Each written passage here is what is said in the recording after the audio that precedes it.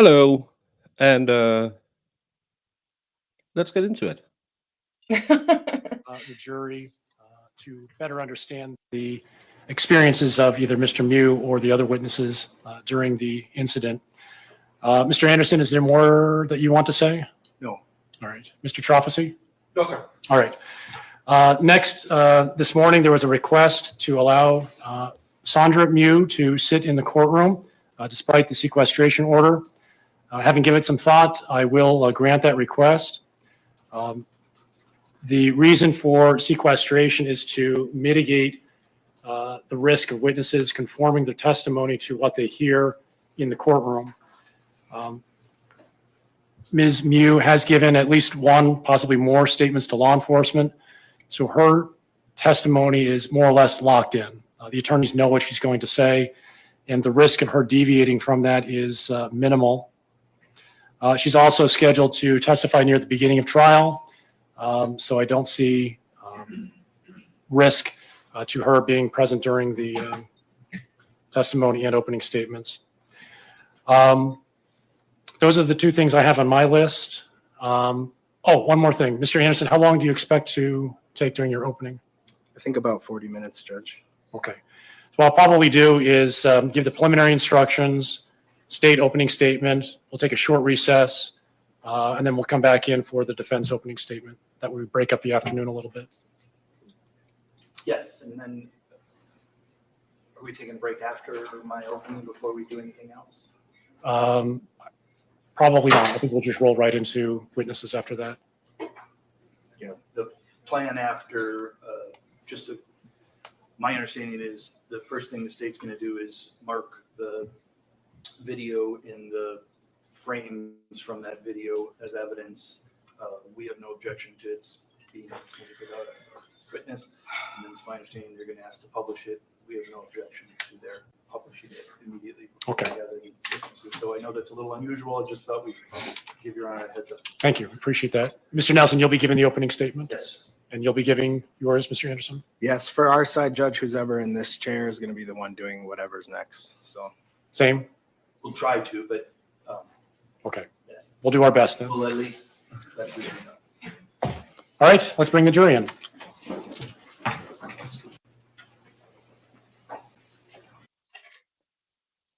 Am my headset effed up, or is the audio just coming out of one channel? I hear fine. I just can't hear it in my right ear. Maybe I need a new one. Yeah, audio's good. That's weird. Well, then it's a me problem.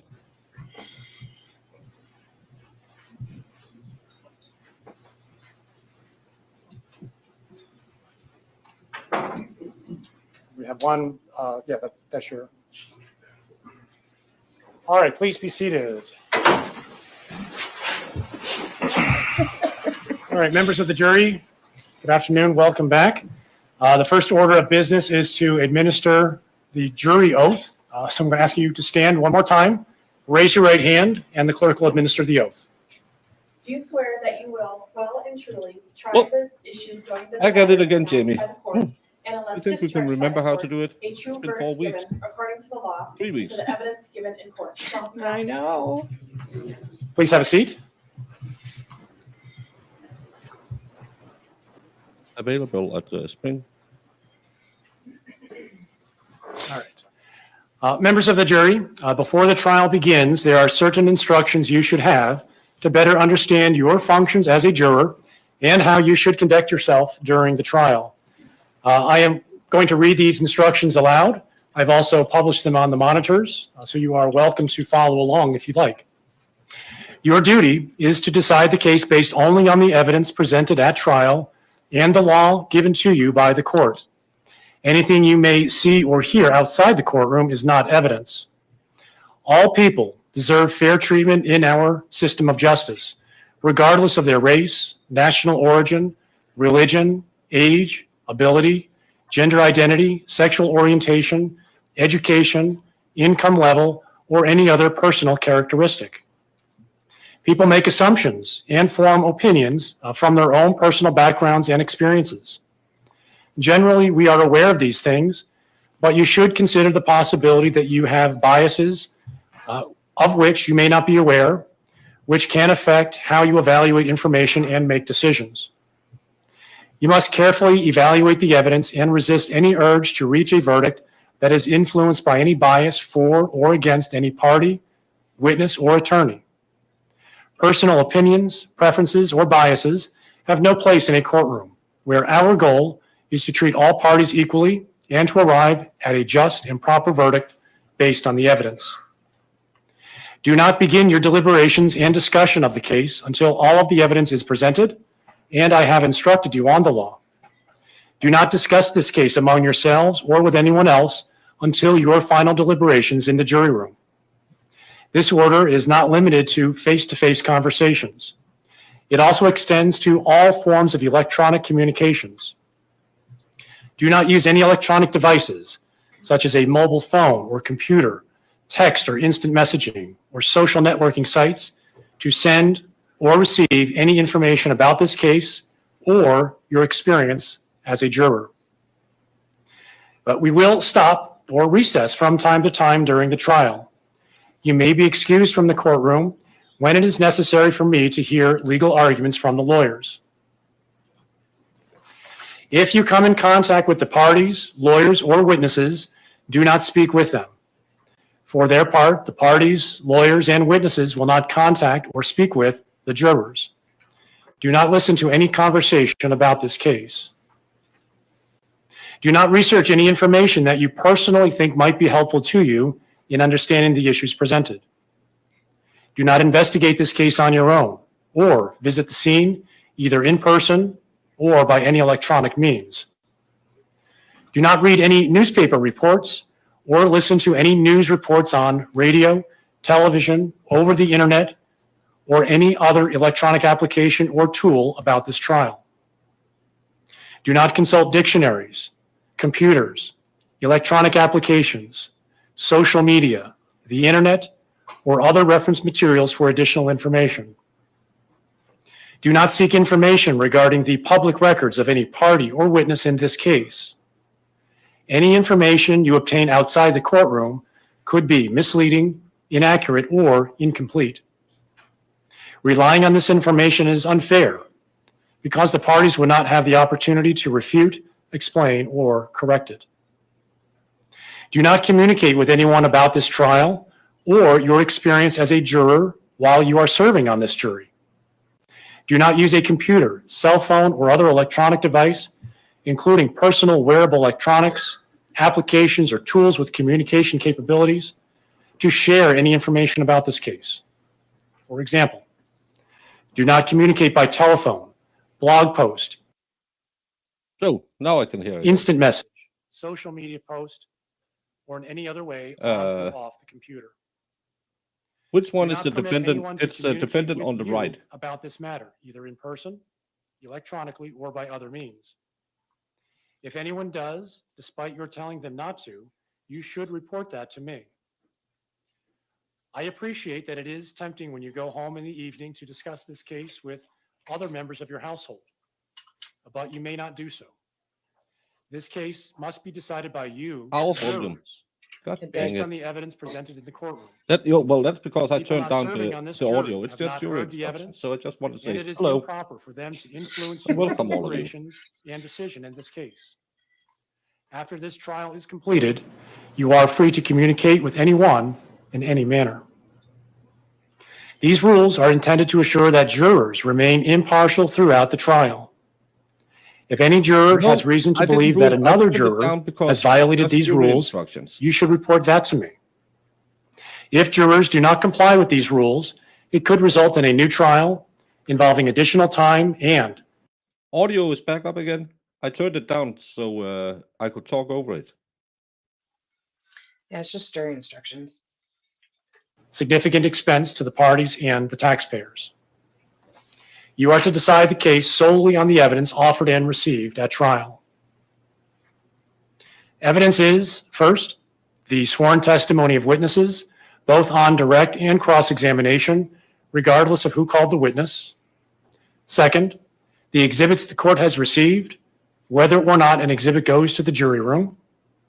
Third, any facts to which the lawyers have agreed or stipulated, or which the court has directed you to find.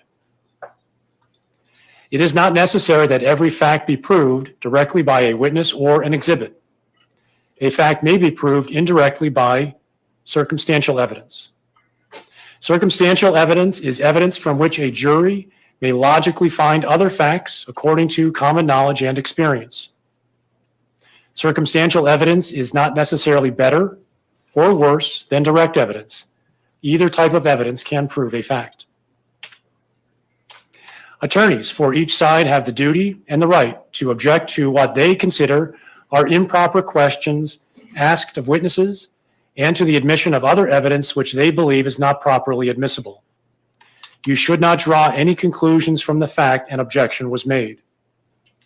By allowing testimony or other evidence to be received over the objection of counsel, the court is not indicating any opinion about the evidence.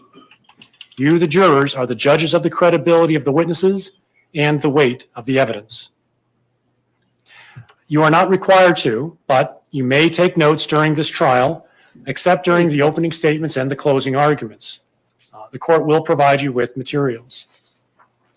In taking notes, you must be careful that it does not distract you from carefully listening to and observing the witnesses. You may rely on your notes to refresh your memory during your deliberations. Otherwise, keep them confidential. After the trial, the notes will be collected and destroyed. You will not have a copy of the written transcript of the trial testimony available for use during your deliberations. Therefore, you should pay careful attention to all of the testimony because you must rely primarily on your memory of the evidence and the testimony introduced during the trial. It is the duty of the jury to scrutinize and to weigh the testimony of witnesses and to determine the effect of the evidence as a whole. You are the sole judges of the credibility, that is, the believability, of the witnesses and of the weight to be given to their testimony. In determining the credibility of each witness and the weight you give to the testimony of each witness, consider these factors. Whether the witness has an interest or lack of interest in the result of this trial, the witness's conduct, appearance, and demeanor on the witness stand, the clearness. Amanda Marie, we went over it this morning. I believe it's this gentleman on the right, did he unprovoked stabulate 5 people in a tubing on the river, or did they attack him and he self-defended? 1 person deceased, 4 persons other than him was hit. Or lack of clearness of the witness's recollections, the opportunity the witness had for observing and for knowing the matters the witness testified about, the reasonableness of the witness's testimony, the apparent intelligence of the witness, bias or prejudice, if any, has been shown, possible motives for falsifying testimony, and all other facts and circumstances during the trial which tend either to support or to discredit the testimony. Then give to the testimony of each witness the weight you believe it should receive. I think this is the guy. Yeah. In your determination of credibility, you must avoid any and all bias based on a witness's race, national origin, religion, age. To anyone else like Amanda or anyone, any questions, we'll try to catch them. I'll stop. We'll catch up in the break. I know people are saying, oh, we're getting so far behind. We'll catch it in the breaks. Please ask questions. Chat is always very good at answering questions. Jamie loves questions because then she gets to talk and she can talk anyone an ear off. Ability, gender identity, sexual orientation, education, income level, or any other personal characteristic. There is no magic way for you to evaluate the testimony. Instead, you should use your common sense and experience. In everyday life, you determine for yourselves the reliability of things people say to you, and you should do the same thing here. The state has charged Mr. Miu with 6 crimes that allegedly happened in St. Croix County, Wisconsin on July 30, 2022. In count 1, first-degree intentional homicide. In counts 2 through 5, attempted first-degree intentional homicide. In count 6, battery. Mr. Miu has pled not guilty to all charges. He alleges that he acted in self-defense. Mr. Miu is not required to prove his innocence. The law presumes every person charged with the commission of an offense to be innocent. This presumption requires a finding of not guilty unless in your deliberations you find it is overcome by evidence which satisfies you beyond a reasonable doubt that Mr. Miu is guilty. The burden of establishing every fact necessary to constitute guilt is upon the state. Before you can return a verdict of guilty, the evidence must satisfy you beyond a reasonable doubt that Mr. Miu is guilty. Because the state has the burden of proof, the state is allowed to present its evidence first. When the state has completed its evidence, Mr. Miu may, but is not required to, present evidence. If he presents any evidence, the state is allowed to present evidence in response to that, called rebuttal evidence. We've now reached the stage where the attorneys will deliver their opening statements. The purpose of an opening statement is to give the lawyers an opportunity to tell you what they expect the evidence will show, so that you will better understand the evidence as it is introduced during the trial. I must caution you, however, that the opening statements are not evidence. First, we'll hear from the state, then we'll probably take a short recess, and then we'll hear from the defense. Mr. Anderson. Thank you, Judge.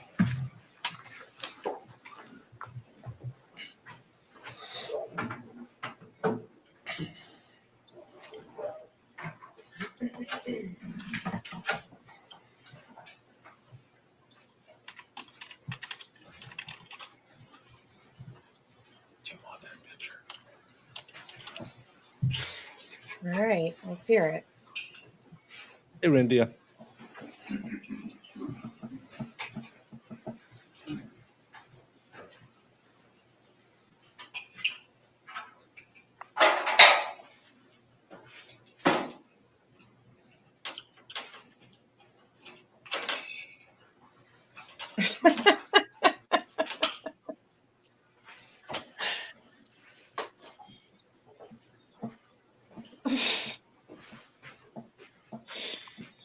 Oh, they have a big picture of somebody. Yeah. Senseless and horrific acts of violence. Oh, and he doesn't like All Nicolae had microphones. to do was walk away. That's what you're going to see in this case. You'll see he eventually did walk away, but not until after stabbing 5 people. As Judge Waterman said, my name is Carl Anderson.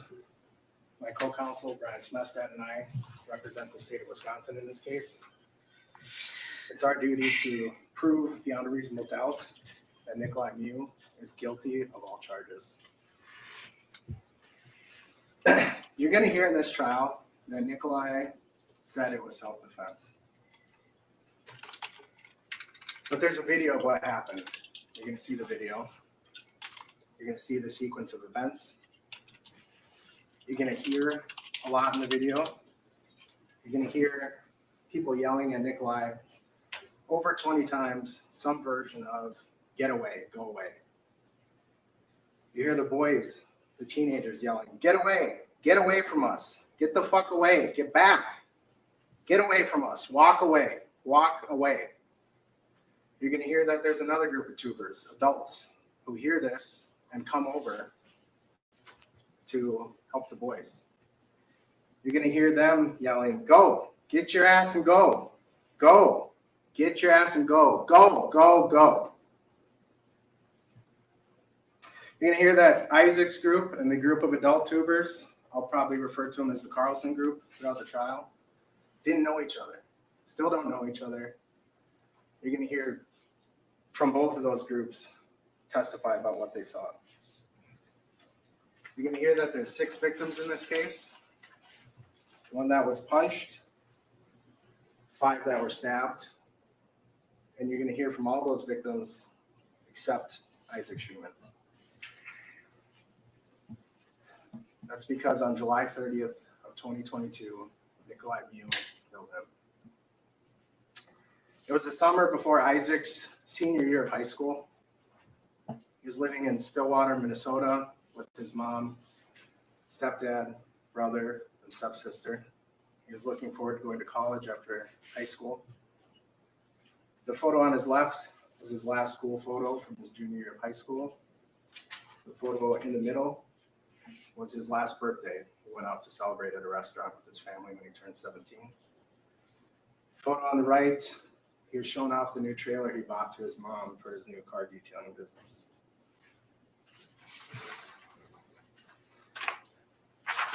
On July 30th, 2022, it was a nice day. Weather was in the 80s, perfect sunny day for tubing. You'll see body cam, but it was busy. There was a lot of tubers on the river.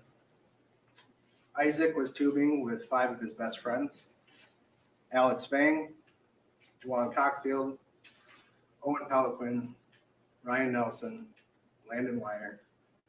And the last photo is Isaac. His friends called him Bike. He dressed him there on the river. These are screen grabs from that day.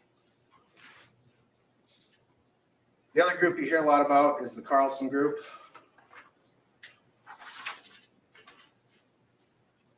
The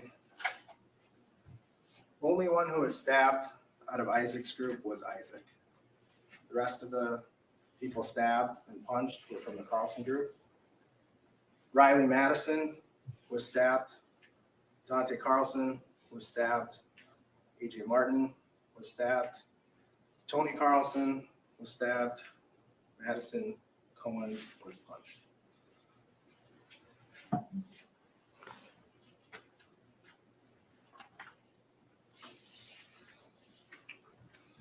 The other group you'll hear a lot about is Nicolae Miu's group.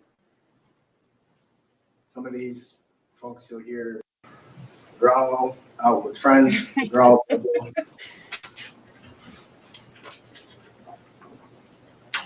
Well, This is a and they're map all underage, right? of the Apple River. That fixed the audio, right? My audio Yeah. is way better on this website. Oh, okay. Tubers started at River's Edge up on the top right, and they kind of tube in this snaky U shape down and then left and up. A lot of the tubers stop and did stop in this case at the Hideaway. There's a bar there, there's a beach spot to hang out. The incident, the stabbings, occurred shortly before the tubers reached the 35 bridge that crosses over the river. In my area referred to as the Sunrise Bridge. And then the place where tubers exit is called the Village Park exit. And you'll hear that the only group of these 3 groups that made it to the exit was Nicolae's group.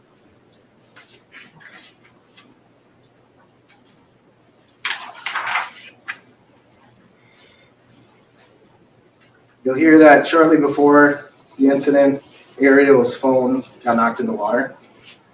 It was in a waterproof case.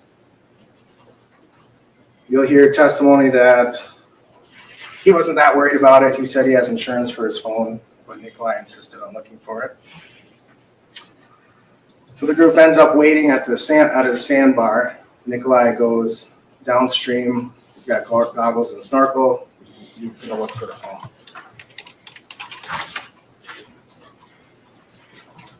Isaac's group is tubing a ways downstream. And you'll hear them describe that this older guy is tubing next to their tubes in extremely shallow water, getting really close to them, not really saying anything. He's got we'll describe a strange look in his face. They're creeped out by him. Okay. You'll hear from several of them that he said something about looking for little girls. You'll hear from 1 or 2 that he said something about looking for a phone. Juwan, second from the left, filmed the main video in this case. He also filmed a 9-second video shortly before that main video. And in that 9-second video, you'll see Juwan saying, he said he's looking for little girls, he's a raper. And Nicolae is walking away. He doesn't keep walking away. At the end of that video, he stops and he turns around. 2 seconds later is when that main video starts. The video of the stabbings.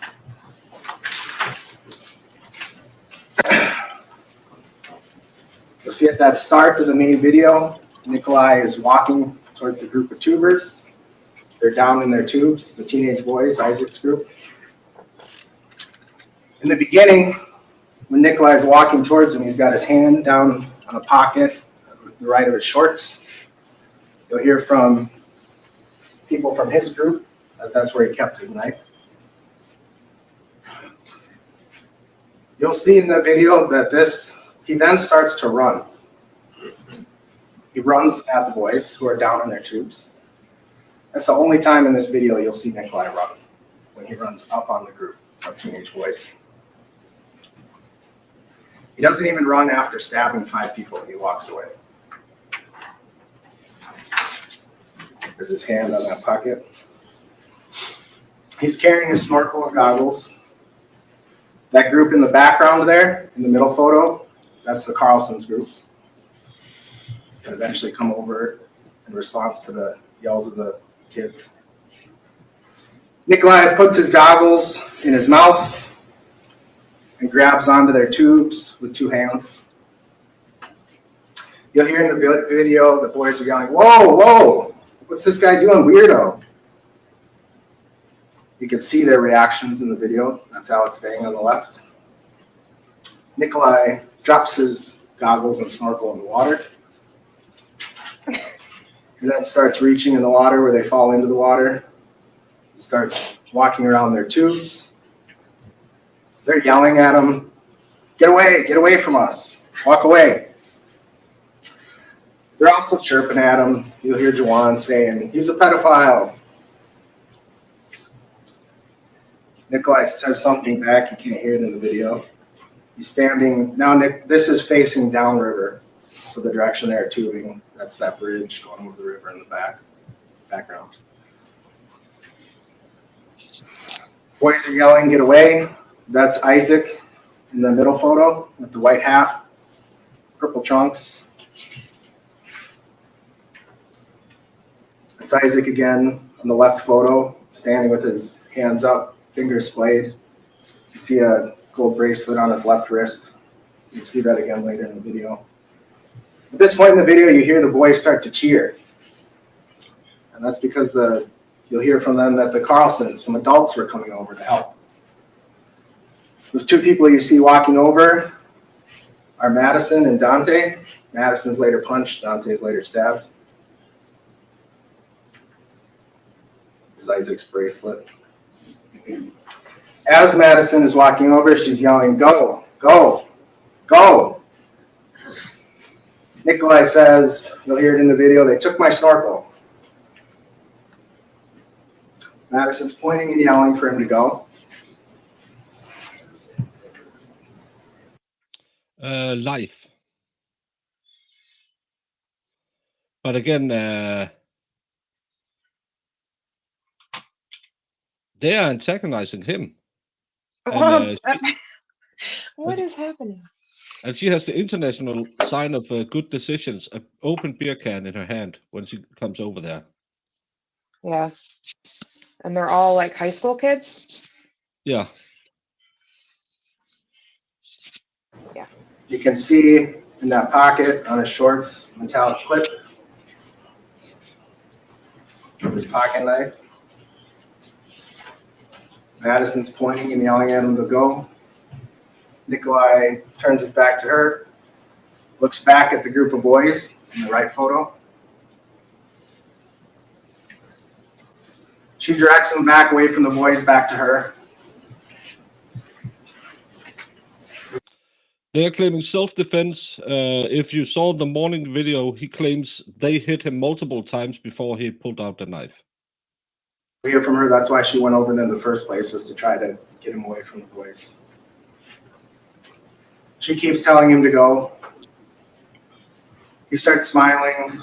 He waves upstream towards his group. More women from the Carlson group come over. That's Riley in the middle, in that middle photo. Yes, if you get caught in something or you want to untangle something, it's easier with a knife. She ends up getting stabbed. Right photo, you can see Nicolae puts his hand on that knife in his pocket again. He's smiling. The boys are laughing. They're drunk 17-year-old boys. They have nothing in their hands, as you'll see in the video. They're laughing and pointing at Nicolae. He's smiling. Yeah, because Then you'll see his hands start moving. You can't quite see what they're doing. You can see they come together in front of his waist. You can see behind him, there's nothing but clear and empty water.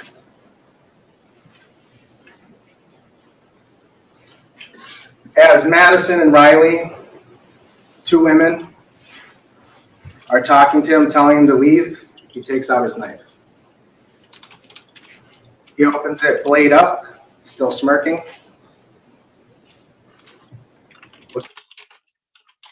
Jamie, is this a smirk? it Is he looks like he's smirking? just in the middle of talking or something. Yeah, with a lady who's clearly stepping to him, waving her hand in his face, probably calling him all the letters, all the words in the bad book. Shouldn't have pulled his knife out. I agree with that. But why What? are these ladies going up in his face? And why are the 17-year-olds drunk and yelling at him? What? And I hate when they pull these still shots. Like, just play the video then. Let's see it. Yeah.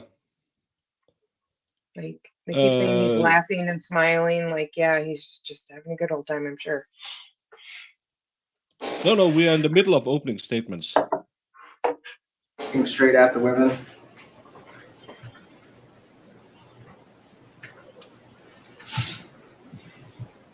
You'll not see Nicolae raise his knife and brandish it.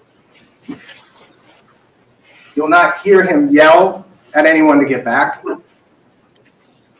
You'll not see him say anything at this point in the video after he takes his knife out. Is he supposed to? You'll not see him try to take a step back or walk away. You will see him looking around, smirking, while continuing to hold the knife down by his side.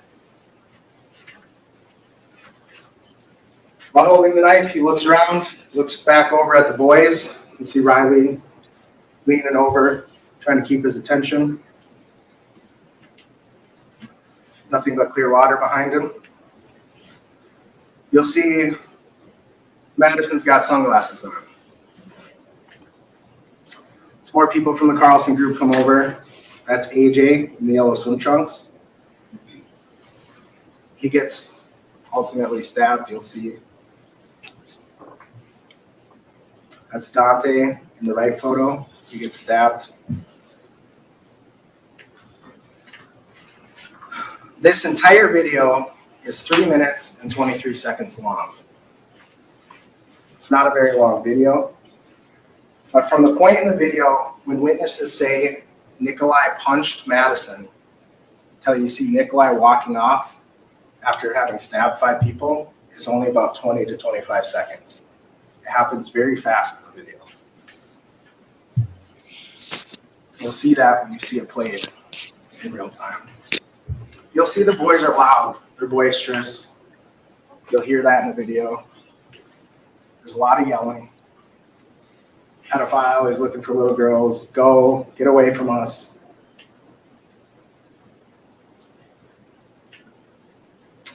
You'll not hear anyone in the video threaten Nicolae. You'll not see anyone raising fist to him before it turns physical. You won't see anyone besides Nicolae with a weapon.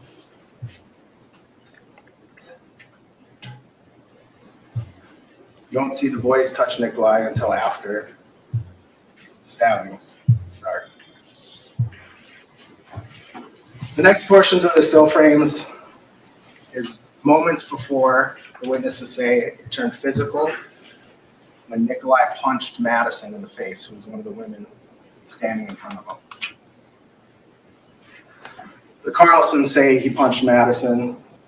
The boys, the teenagers, say he punched the blonde girl. They didn't know her name. They didn't know each other. It happens fast. Remember, up to this point, Nicolae already has the knife in his hand. After it pans, from the last frames I showed you, AJ was walking over in the yellow swim trunks. The video pans back to the middle. You see Madison and Riley are standing in front of Nicolae. The video pans to the left. You see the boys still laughing. That's Isaac in the background of the middle photo. He's pretty much just standing there in the background. Then you see everybody react and you hear it. You hear the change in the tone. And this is when witnesses say Nicolae punched Madison in the face. You hear Madison testify and Nicolae punched her in the face. Madison's sunglasses are no longer on her head. They're going to testify that they got knocked off when he hit her. I'm not American. I don't know the rules. Are you allowed to physically attack a guy because he punches a stranger? I know you can make a citizen's arrest, but all of these 3 guys are now violently attacking a man.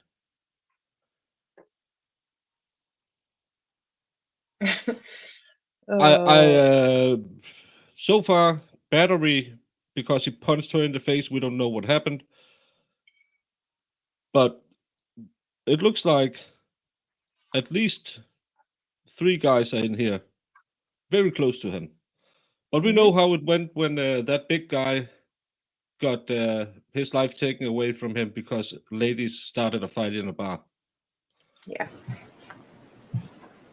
After Nicolae punches Madison, Dante, her friend, punches Nicolae.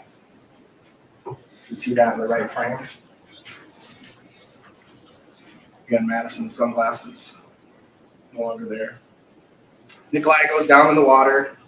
You can see in the right photo, he gets slapped. Shallow water. And again, he didn't stab her.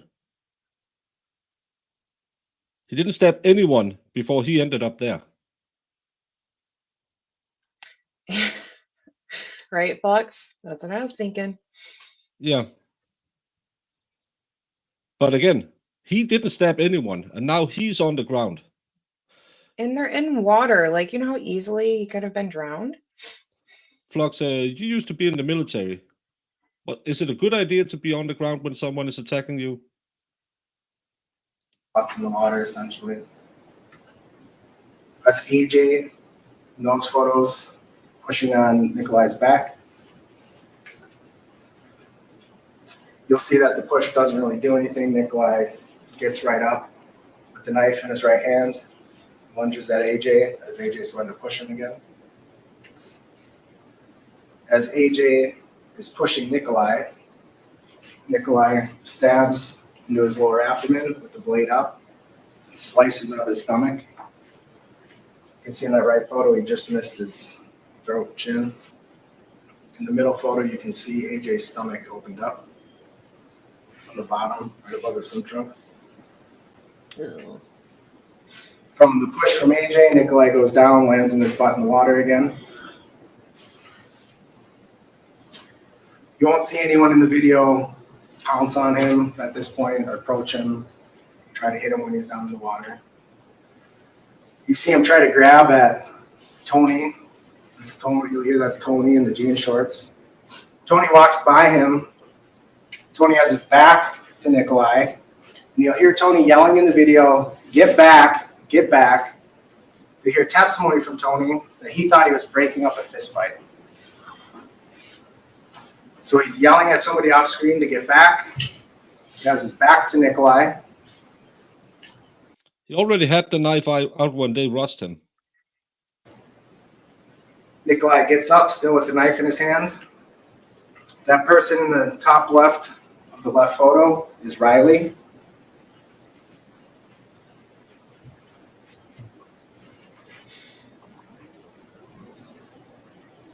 So after Tony, you hear him yelling, directing somebody off screen to get back. He turns to Nicolae and he's yelling, "Get back, get back." And you see him pointing in the video and yelling. And you see Nicolae's hand going back with the knife in it. He makes a stabbing motion off screen. Tony's yelling at him, "Get back." And then you see Riley's just been stabbed.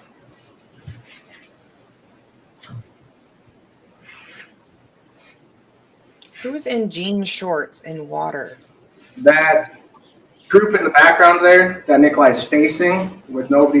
I love that we have a girl holding an open wound, and your biggest problem is jean shorts. I didn't like.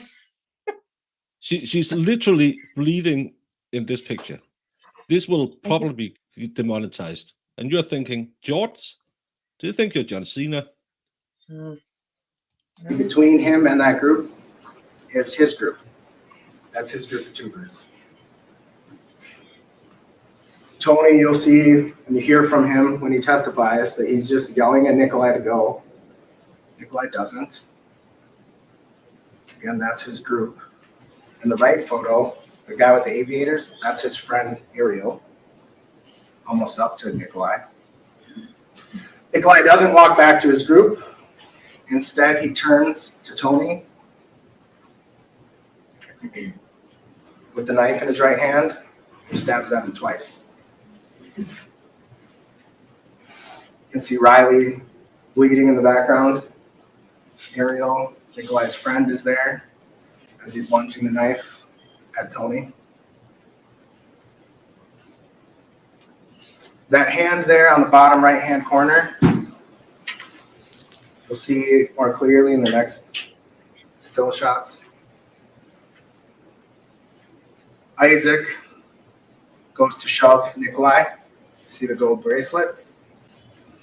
As he's shoving Nicolae, Nicolae lunges out with the knife. Nicolae kind of stumbles back from the push, comes back with his knife covered in blood and dripping blood. You can see the women recoiling from him. Nicolae ends up by his friend Ariel as he's stumbling from the push. You don't see Dante get stabbed in the video, but I expect you'll see evidence and testimony that it was after this. It's not until this point in the video, after he stabbed AJ, Riley, Tony, and Isaac, that you hear people start react and realize what's going on in the video. You hear that they all suddenly saw AJ, and you'll see in a second what they saw. Up until that point, people didn't realize that Nicolae was stabbing people.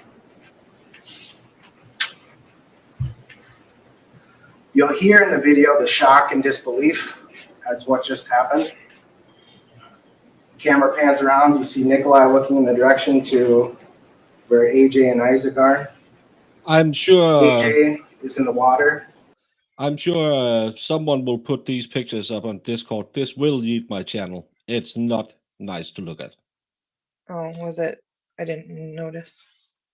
His stomach is open, and the content is being kept in with his hands. Ew. Holding in his guts. Isaac's friends scatter and run. Juan, who's filming, runs back. Nicolae walks away. You can see at this point, if you recall the photo of Dante, he's got dark chunks on the bottom, light on top. He's got his hands on his torso and he's looking down. Nicolae continues to walk away. He walks by his friend Ariel. On that right photo, he's standing in front of Ernesto. He walks by Ernesto. On the right there, that's Alex Bing running to Isaac, who's collapsed in the water.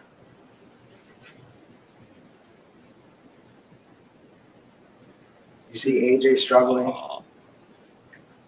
That's Nicolae by Ernesto. Nicolae continues Are they walking. showing pictures? Now I want to see. No, you don't want to see. The camera pans away. When it pans back, Nicolae's off in the distance. Oh, Pans down a little bit. And that's what the middle photo is showing. And then you see in the left photo, you see he's approaching the right shore. Camera pans down, pans back up. He's walking away from the right shore. Isaac's group and the Carlson's group start helping each other, try to get to shore, get the victims to shore. Isaac and AJ, who are collapsed.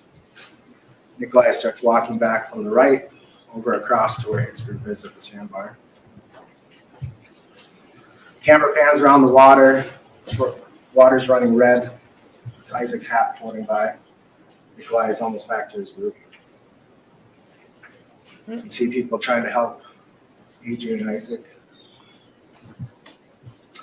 You see, I can put it up, but I will most likely lose my monetization if I show content like that. So that's why I don't play around with it. And in the respect of the deceased, court shows it. You can go to Law and Crim or the local Fox station. They show it. You can go in the Discord and watch it if you feel like it. But I'm a tough son of a bitch, and I'm a real cold-hearted person. But I still think you shouldn't show a guy who's not breathing 2 seconds later with his gut cut open. You can do it. I won't show it on my panel. Some of you might have children walking by. a couple people from the Carlson's group start to call 911. It's okay. We hear from 4 people that were stabbed, and none of them saw Nicolae with the knife. They didn't notice he had a knife. They didn't know. They thought they were Everyone punched can. until they looked down and see all the blood. There's not going to be any testimony on what Isaac saw. If he saw Tony get stabbed right in front of him when he went to shove Nicolae, because Isaac's not going to be here to tell what he saw. You hear that some Good Samaritans who are also tubing, some nurses, tended to AJ and Isaac until law enforcement and paramedics arrived. AJ, as a result, was disemboweled. He had to have emergency surgery. He was in the hospital for nearly a month and had to have numerous follow-up surgeries. Riley, who was in the bikini in the middle photo, was stabbed in the side. It sliced her diaphragm. She had to have emergency surgery.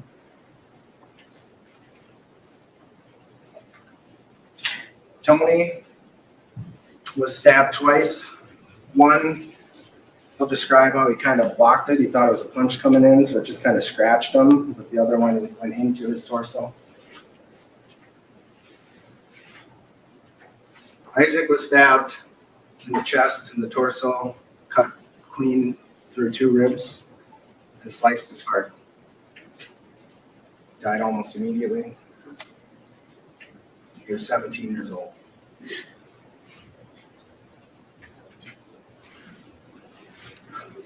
Dante was also stabbed in the torso.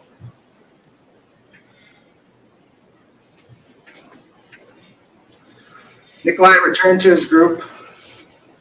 You'll hear from people in his own group. He didn't really say what happened. He said, they took my knife. They stayed at the sandbar for a while. So a little while, sometime after law enforcement arrived. Multiple members of his group called 911. He did not. They reported they didn't know what happened, but multiple people were injured. One person from their group, Eric Von Williams, went over to help with the wounded. He also spoke with law enforcement when they got to the scene. He's the only one who did. At some point, Nicolae tells his group that they should just float to the exit. So they floated to the exit. You'll see that when law enforcement arrived on the scene, it was chaotic. Information they had was that an unknown subject stabbed 5 people. People didn't know where he was. They're all looking at AJ and Isaac and trying to help each other to shore. Nobody paid attention to where the guy with the knife went. There's dozens of tubers that continue to go through. There's tubers running through the woods trying to find the guy who was stabbing people. Isaac and AJ, there was no place to get to them by road. Officers had to go to the nearest. They went to the 35 bridge, and then they had to wade upstream to get to them, float them out on tubes. You'll see that when officers get there, there's bystanders, just other tubers intermixed with victims, intermixed with witnesses. Some of the witnesses were so emotional they couldn't even articulate what happened at first. So Juwan, who filmed the video, he alerts law enforcement that he's got a video of it.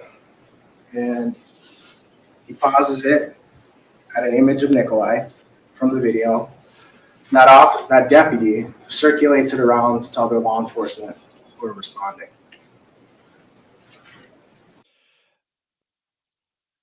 It's been a long time since we covered trials. I hate this narrating. I know it's their job. I don't know what happened. We'll wait to see what the state proves. But again, he attacked a girl, so they are in the rights to put him on his back in water, mobbing him. They come back and attack him multiple times. Then, and sadly, one passes away and a whole lot of damage is done. But you do a lot of damage with a gun and with a knife, and people don't understand it. Like Amanda Marie says, stabbed 11 times before he realizes he was even stabbed. It goes so fast with the adrenaline, you'll bleed out in a second. This case, this is a lot of F around and F out. And I hated that. Oh, he walked away. And he was very near the scene of the crime. He didn't run to a car and got away. But everything is wrong. If he had stayed closer, it was to try and get at them again. If he had walked further away, it was to try to hide himself.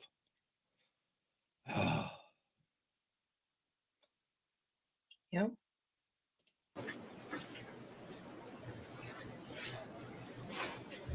Officers go down to the exit.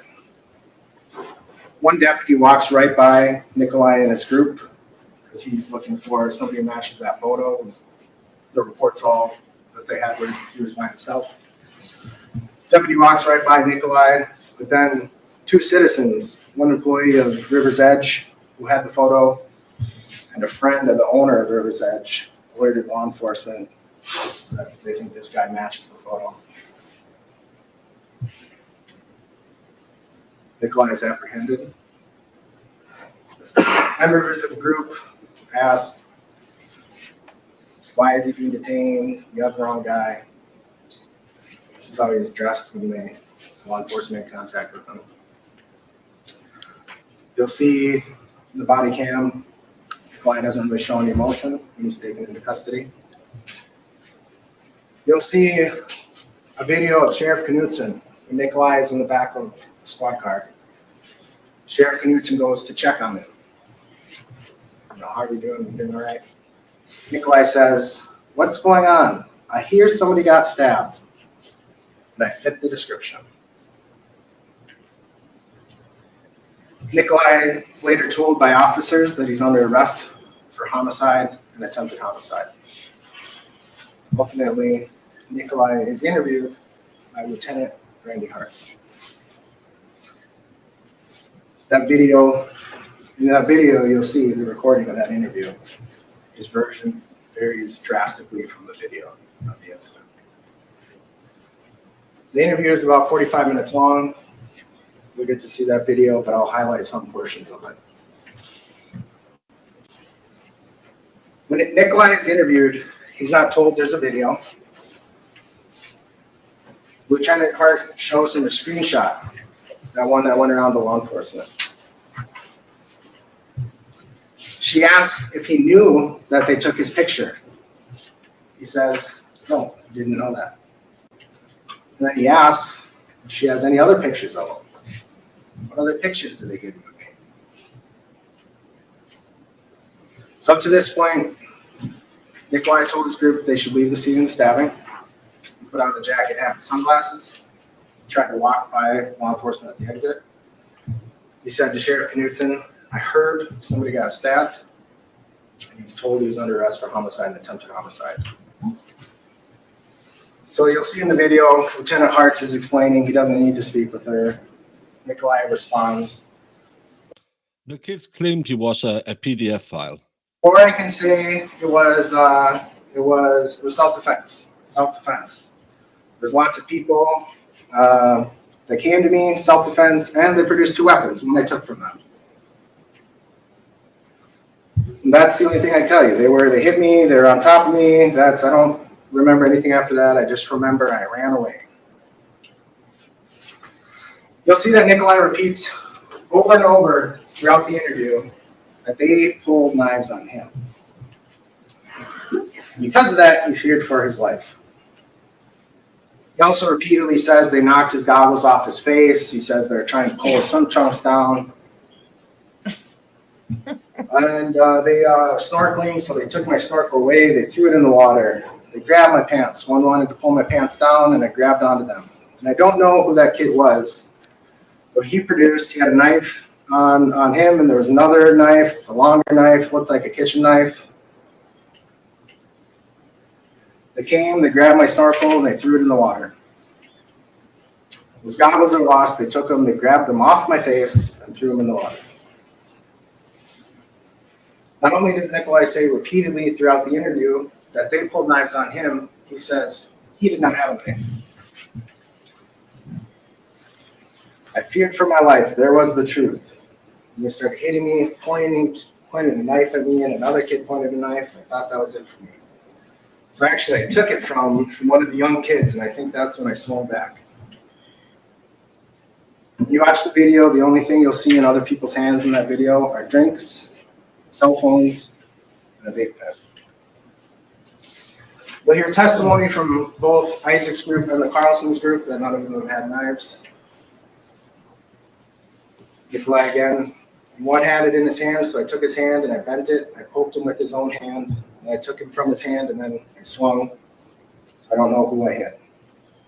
I just know that I took the knife from one of those kids. Lieutenant Hart asks, did you have a knife with you? No, no, absolutely no.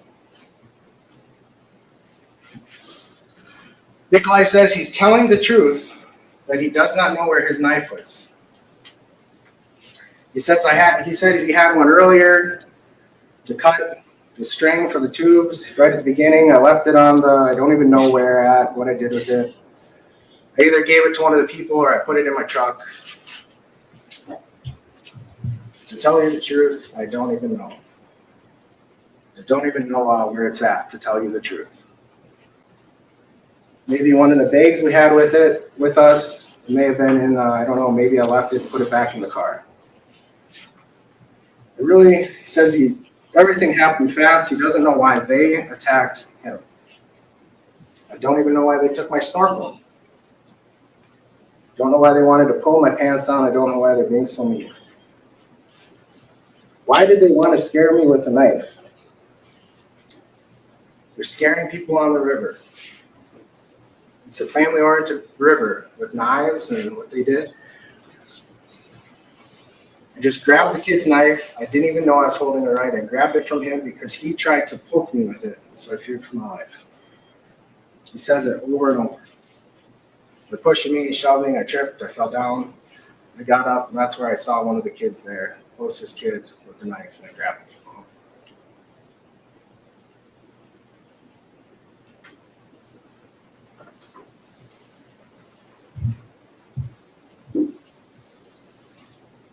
Again, you'll hear he was already told he was under arrest for homicide. Nicolae asked Lieutenant Hart, "So what happened? Can you tell me what happened?" Lieutenant Hart says, "Yes, 4 people went to the hospital with injuries." Nicolae says, "Oh my God." Lieutenant Hart says, "And 1 person died." Nicolae says, "Oh no." Lieutenant Hart says, "I don't know their names or their genders. I don't know." And Nicolae asks, "Is that because they fought each other?" Again, you'll see this in the video of Nicolae walking off to the right shore before walking back to his group. You'll hear from Gilma Constanza, who was one of the tubers in his group, that as he walked back after the incident, he did not walk back directly to the group. He walked over to the shore across from them and threw something onto the bank. This is you'll hear from Chuck Coleman from the sheriff's office. It's a 3D rendering. This is a bird's eye view of it. These are approximate locations you'll hear on where things happened. The river in this image is flowing downstream or down to the bottom. So the bridge would be below this image. The white dot is approximately where the boys were when Nicolae first made contact with them. They continued to drift down a little bit. The Carlson's group is that pink dot. They also continue to float down. So at the time of the incident, they were more kind of parallel with Isaac's group. And then orange dot is the sandbar that you'll see in the video. You hear that the Nicolae's group was. That star, you'll hear that's where law enforcement found the knife.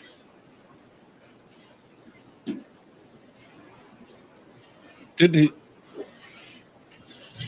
he say he said to someone back at his own group that they should take his knife? I don't know. He said that when he walked back to the group, he told someone to hold his knife.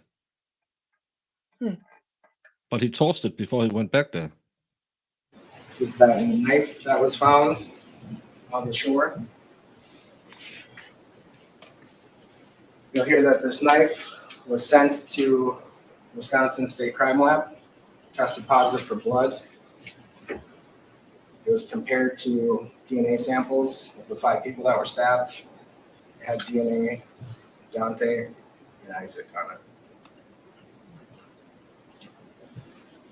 By close of trial, you'll see that these were senseless and horrific acts of violence, and all Nicolae had to do was walk away.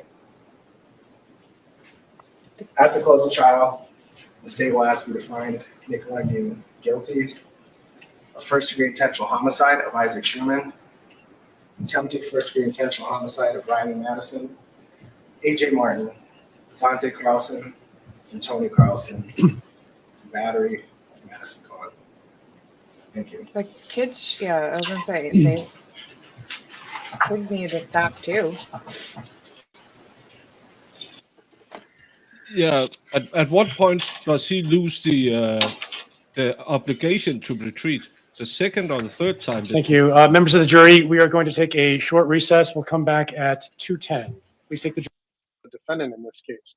It's going to. I'm just gonna pull that off. Opening statements, Jamie. How do we think? I don't know. I mean, when you hear this side of the story, you obviously are like, oh, I'm not really sure.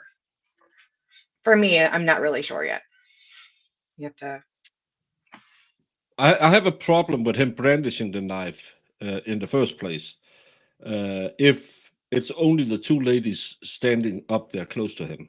But I'm thinking he didn't stab anyone till he was on the ground the first time. He should just have walked away. He should just have walked away. At what point is he allowed to protect himself? The first or the second or the third time they push him down.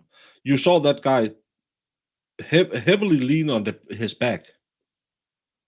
Yeah, and he's in water. You know how easy it is For somebody to drown? You to drown somebody?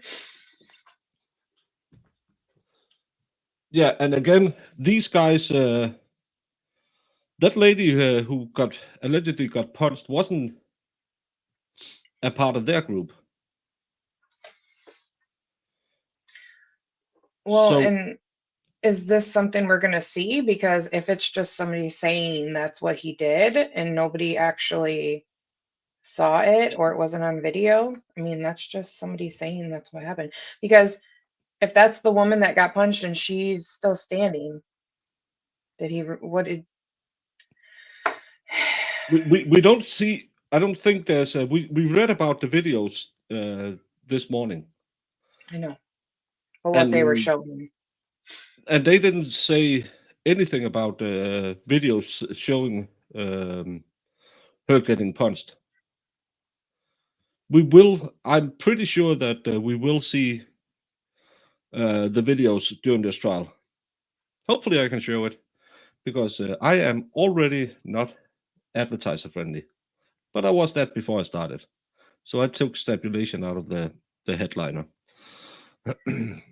My problem How many? is I don't like the still shots and then the narration from the No. prosecutors because they're telling you this is what he's doing right now. Well, that's what you're saying, but I want to see it from my own two eyes. Yeah, my biggest problem is what he's told the police, that they had 2 knives brandished at him and he didn't have a knife with him. But the way he stated when he said he didn't have a knife, that actually wasn't what he said. He was asked, "Where is your knife?" I don't Yeah. know. It can be in a bag. It can be, I don't know. He would be high on adrenaline. He could have that knife inserted in his body and he wouldn't know it. That's what I was thinking too, was the way that it was the question and the way he answered it didn't sound to me like he was just saying he didn't have it. No. But He came to he allegedly he believes that they had found the phone. The phone was in a floaty bag. The phone Ariel lost was in one of those floaty bags. Hmm. And he believed he heard the boys talk about they had found something. So he went over there and then they started calling him a PDF file.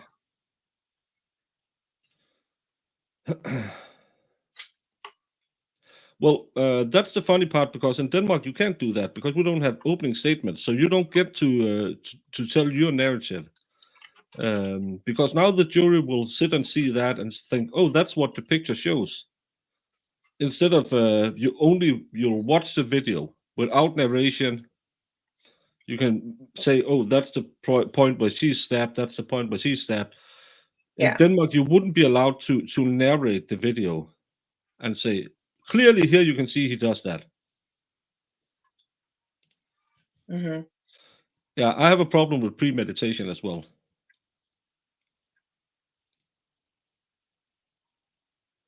I can say that hitting the girl was where he became the aggressor and his action were in self-defense. Yeah, but that is towards the girl. The boys then attacks him. But again, don't not to rain on anyone's parade. We watched the other case from New Hampshire. Yeah. And that guy was clearly retreating multiple times. They were clearly antagonizing him, and he got sent away for 30 years. Yeah. He got punched in the face, attacked. He even left and they followed him. Maybe he saw a phone, thought it was a knife. I don't know. Well, that's possible. Yeah. And I've river tubed before. Everyone carries a knife because you need Yeah, it because sometimes. you could get tangled in those tube weapons if you have multiple tubes tied together. I did some whitewater rafting once, and we had knives too, because if you fall out of the boat and you get stuck, you'll die in no time. Well, they do it sometimes, but this, especially the picture of him with his gut falling out, Yeah.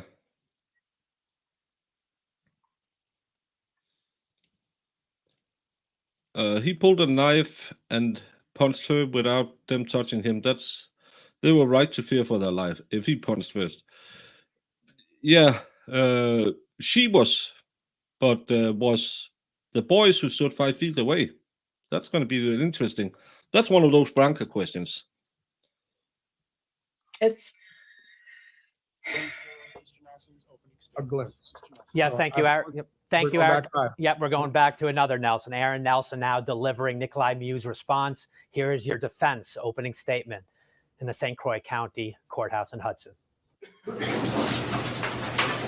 Nick Miu standing in the river with 13 strangers.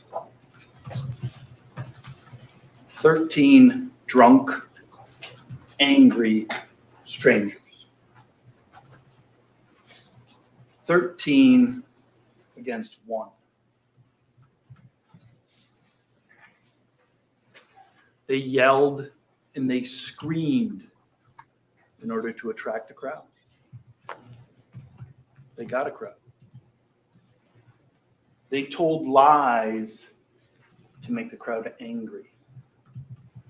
He's looking for little girls. He's looking for little girls. They layered their lies. They made them louder to make the crowd more angry. He's a predator. He's a predator. They chanted. They pulled on him. They closed the space around him.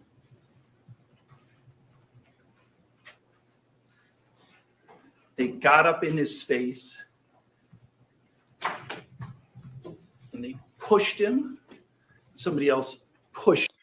Remember the rules. It's a long time since we watched the trial. Sean Bird has presented by the opening statement, has formed an opinion about it. Don't go attacking Sean Bird. Go think about it. yeah, We are all friends here. he might be And right. Who knows? the only people who are allowed to yell at other people are Jamie, because she does it anyway. I'll give you hell. Don't worry. Yeah. him, and they pointed and they Be right pushed back. and they pushed and they pushed. And when he put up his left hand, to block and protect himself as they're in his space, in his face, he puts up his left hand to protect himself. And then they got violent. They knocked a grown man, punched him, knocked him into the water. And when he's down in the water, they come up on him and they hit him again when he's down in the water. When he tries to get up out of the water, they attack him from the front, smack him across the front of the face, while somebody else comes from behind and starts pushing him down.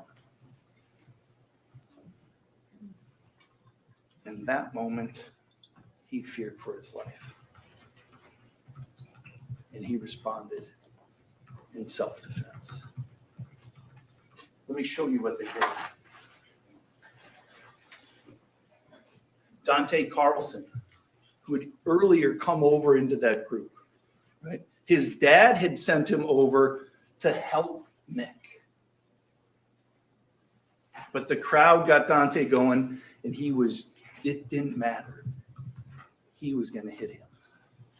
And when the opportunity arose, as Dante Carlson will tell you, he laid him out.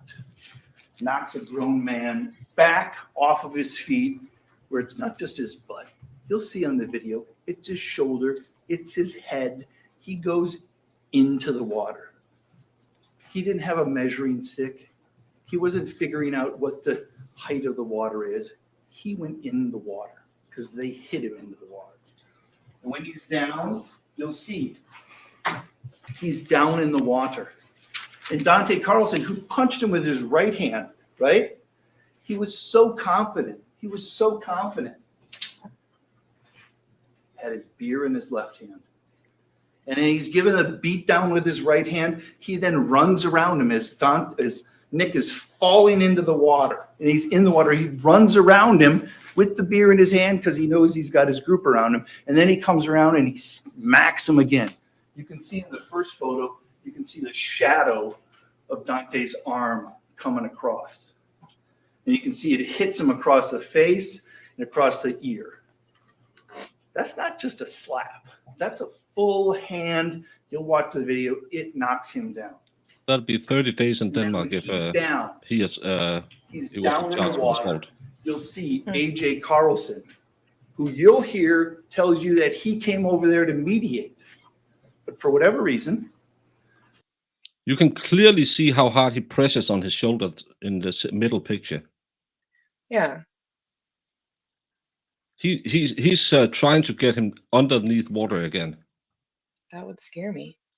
Yeah, especially you've just been slapped, your ears are ringing, and again, a slap like that will land you 30 days, about 20 days maybe, in Denmark. maybe it's because of a crowd, maybe it's because of a mob, maybe it's some other mentality. But when this happens, he sees this old man down on the ground. He doesn't go to help him. He goes to push him from behind. And while he's pushing him from behind, look in the upper corner there. That's Dante's arm. You can see in the middle slide, that's Dante's hand smacking Miu across the front of his head. And then you'll see on the third slide, that's where he's extending through. So confident, he's going to beat this old man down that he keeps the drink in his hand. That's the close-up that you can see through there. Dante Carlson hitting Nick Miu in the face while this friend attacks him from behind.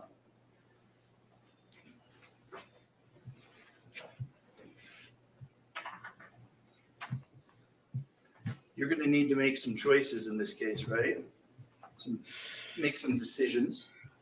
Some of the things that maybe that might help you to do. Let me just take a step back, all right?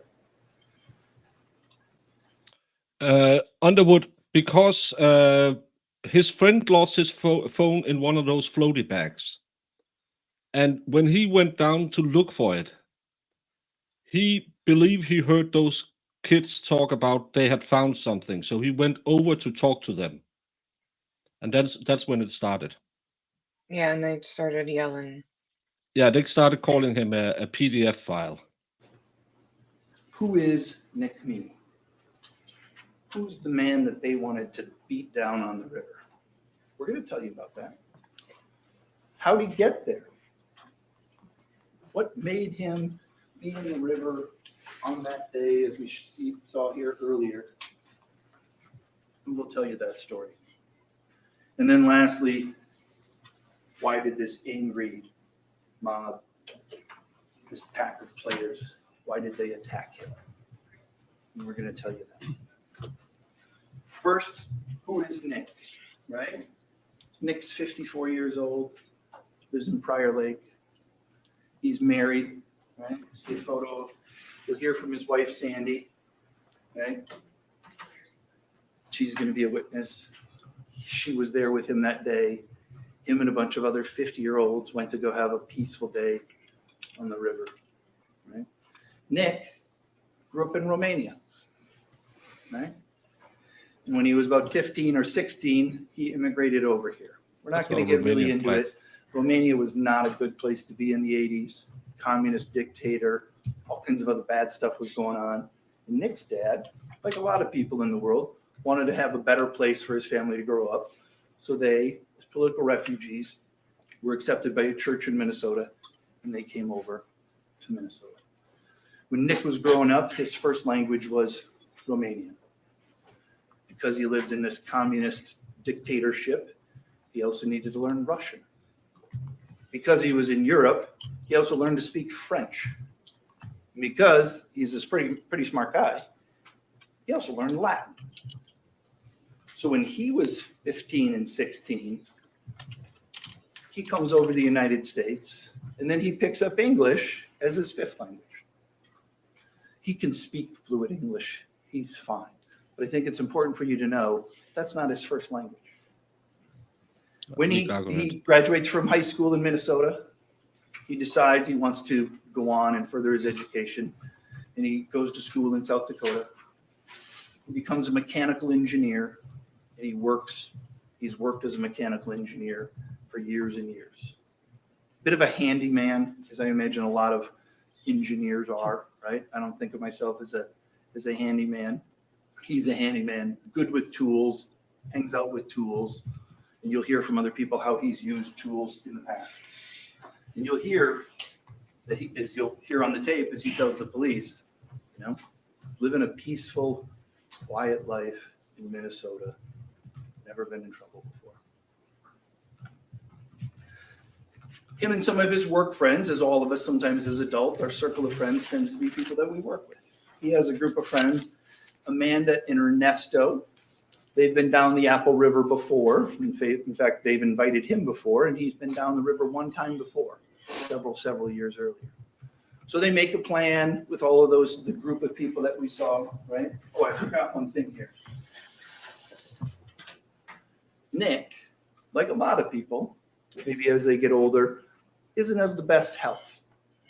In 2020, he had a heart attack. And he needed to have quadruple bypass open heart surgery. So these are the photos of him recovering from that. And it took him some time. And he'll tell you how that still makes him feel fragile, right? He doesn't feel as fit as he was when he was 18 or 20. My pleasure, Lefty. My pleasure. 22. So he decides to get out on the river with his friends. These are some of the friends. And as you'll see in photos, right? He's in the water that day. It's warm that day. Sometimes he's wearing his sunglasses. Sometimes he's not. Sometimes he's got a hat on. Sometimes he doesn't. Sometimes he has his shirt on. Sometimes he doesn't. This is the photo of the start, which is pretty much the exact same thing he was wearing at the end. His friends Amanda and Ernesto asked him to come along. There's a lot of other adults that are coming, right? There's no 20-somethings, no teenagers. They pack food in coolers. Sure, they have a couple of beers, but it's really just a time to get together with their other adults and float peacefully down the river. Nick likes to snorkel, right? So he brought his goggles and his snorkel, right?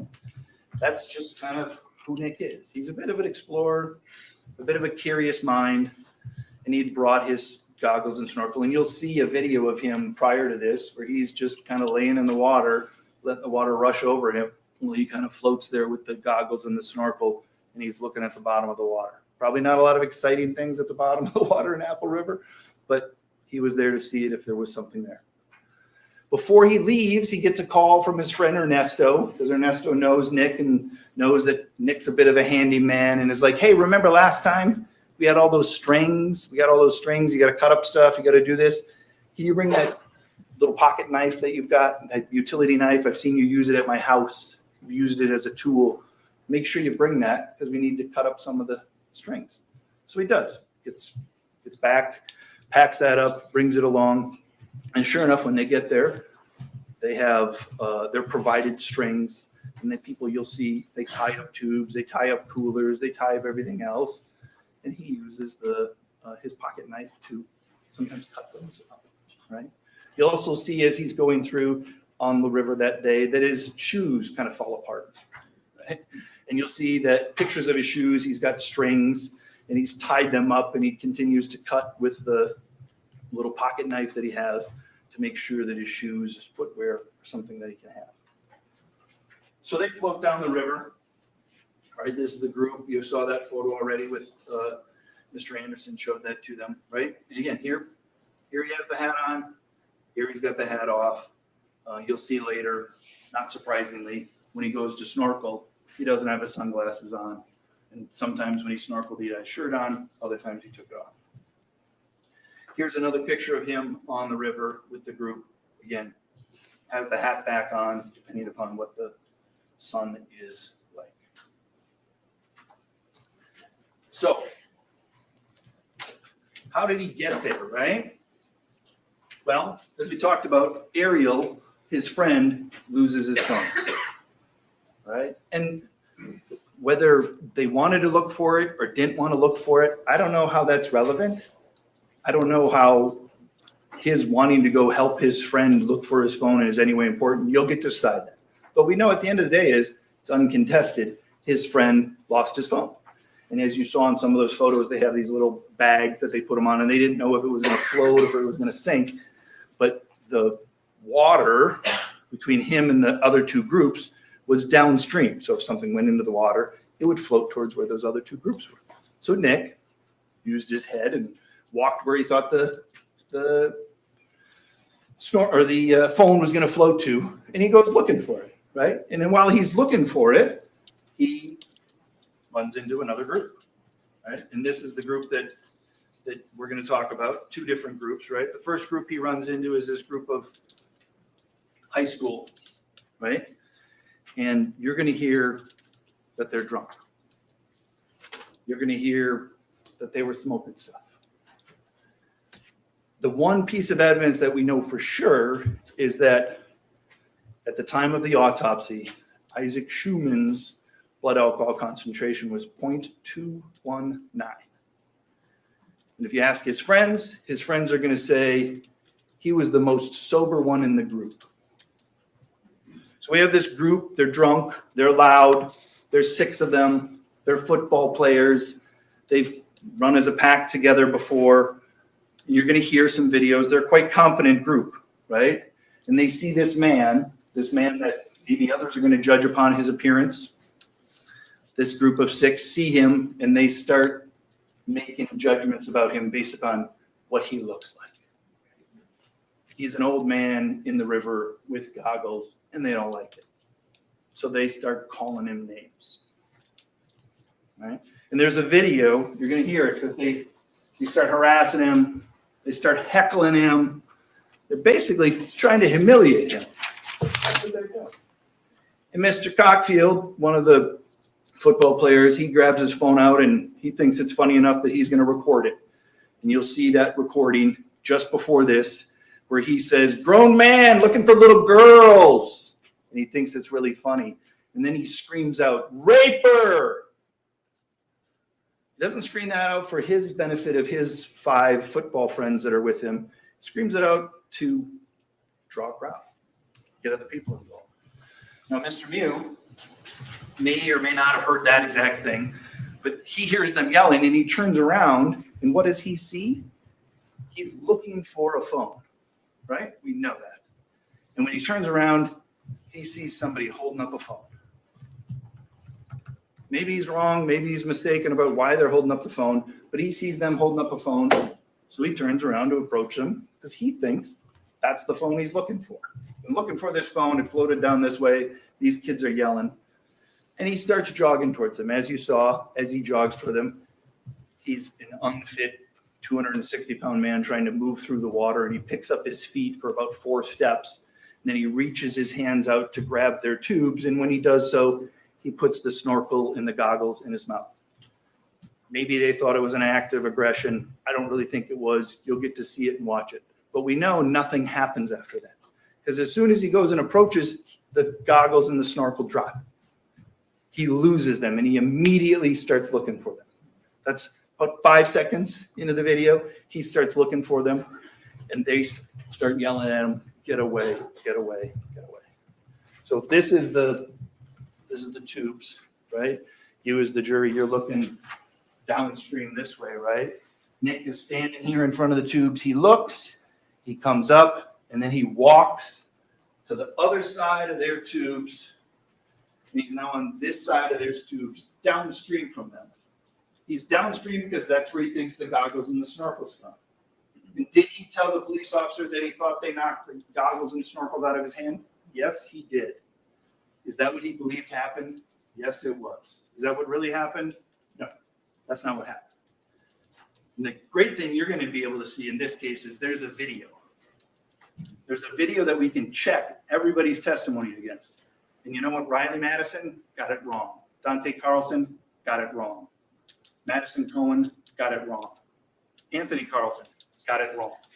Pretty much every witness, when you compare their human memory against the video, they got it wrong because we're humans.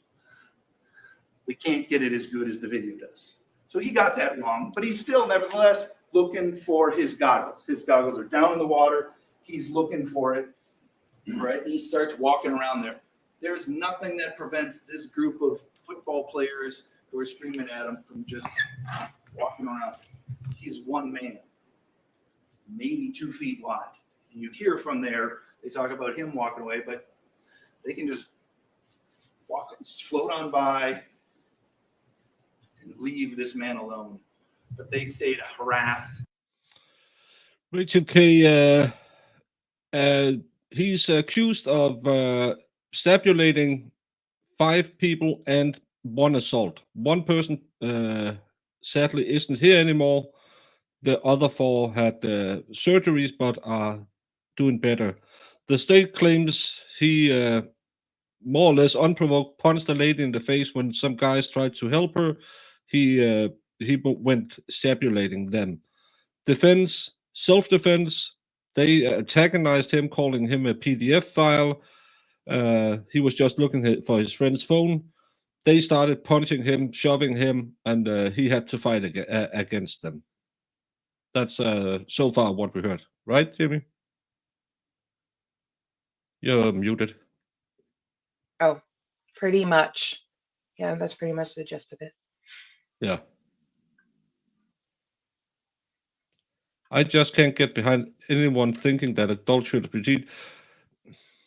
People should just stop being stupid. People, as I always say, some people just need to be punched in the face to know what it's like, because it's not fun. Yeah, and you have a bunch of kids. I mean, Drinking, maybe doing drugs. yeah. Pretty aggressive right off the bat. I mean, if that's true, and we got the story of why he was actually running over there. Yeah, he was looking for his friend's phone and thought they showed it. He thought they were yelling they had it or whatever, you know. And have you not RiverTube before? Like, people are on top of people everywhere, so it's not like you're just on your very own. Like, why are you acting like somebody coming around you is such a crazy thing? Yeah, and again, they made it seem like he was out for blood. He was out there like the river monster, just wanting to kill teenagers. You just want it. No, he's just peeping at little girls. Yeah. Like, okay. Don't flatter yourself. Everyone should be punched in the face at least once, just to know that it's not fun. They stay to heckle. They stay to humiliate. Because he starts walking away from them. And if you watch and you count, you watch it enough times, he takes about 10 steps away from them. And it's sometime during those 10 steps, when that group says, you got 10 seconds. 10 seconds. That's what this group of drunk teenagers says to that old man. And he's walking away at that point. And then what you'll see when the video comes back, he walked away. They followed. They followed. They didn't go around. They went right up to him where he had walked away. Now remember, as he's walking in this direction, his group is 200 and some feet that way, 280 feet that way. This water is deeper. As he starts walking away, he gets into deeper water. He doesn't have his goggles, doesn't have his snorkel, still can't find the phone. He's getting farther away from this group. The drunken teenagers are yelling at him. And now they keep following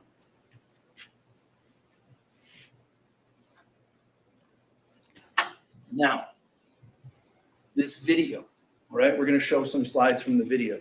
And it's super important, obviously. We're very thankful that we have it so that you will know exactly what happened.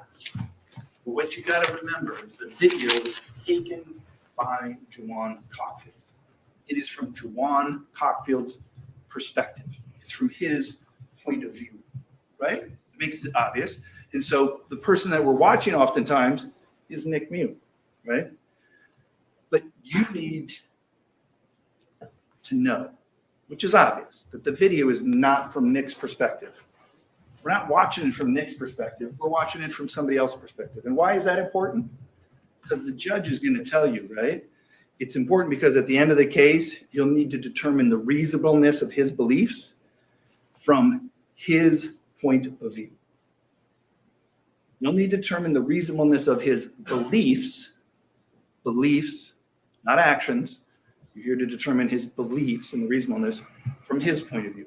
So as you're watching that video, you're going to be asked at the end to be like, what would someone in Miu's position, from that standpoint, what would they feel? What would they believe? Let me just quickly read to this, right? If I can, the law of self-defense. In determining reasonableness, a belief may be reasonable even though mistaken. In determining whether Nick Miu's belief. Dave Washburn, it's my Discord. You are not a member of the channel. If you reach out to one of the moderators, grab a hold of Iris or Iris or Whiskey, they can give you a link to the Discord if you want one, and you can see it in there. Were reasonable. The standard is what a person of ordinary intelligence and prudence would have believed in Nick's position under the circumstances that existed at the time of the alleged offense. Not 30 seconds before, not a minute before, at the time of the alleged offense. The reasonableness of Nick's beliefs must be determined from the standpoint of Nick Miu at the time of his acts, not from the viewpoint of the jury now. So I say that to you just so you know when we're looking at the evidence, what you're going to be asked to do at the end. So they get him into this position, and this is 50 seconds into the video. He's walked 10 steps away. They come up to him and approach him and cut him off. So he walks away one time, they follow him. But Nick, right, sees, right? So he's here. He's got a group of people here, and he looks off to his left, and he sees a group of. If you are on Discord, Iris or Whiskey, could some of you, could you? You're asking me. I don't know stuff. Iris or Whiskey could probably help you. Adults. There's two adults coming this way. Great. Adults, not drunk teenagers. Adults are coming this way. He doesn't continue to engage with this. He gets and starts walking over here. He walks over to engage with the adults in the hope, as I think most of us do, when we see perhaps another adult and we're dealing with a group of drunk teenagers, maybe I can appeal to reason. These are adults. And when he walks over this way and the path down the river is wide open, those drunk teenagers follow him. Follow him over here, where he then gets confronted by Madison Cohen. And Madison Cohen is not listening. She's not there for an appeal to reason. Her immediate words are to Nick Miu in his face, go, get the fuck out, go. And you'll see Nick's reaction is kind of like, as you heard from the, look, they have my goggles, like, why are you in my face? What's going on? And you can see they'll call it a smirk. They'll call it a smile. Look, there's 4,819 frames in that video. 4,819 frames. I have no doubt that you can pause on one of those 4,819 frames and find a photo where somebody's mouth is making a particular shape of anything at any time. Is he smirking? Is he smiling? You watch, you decide. Because he looks perplexed. He's immediately confronted, and he starts to give an explanation, and Dante Carlson tells him, it doesn't matter.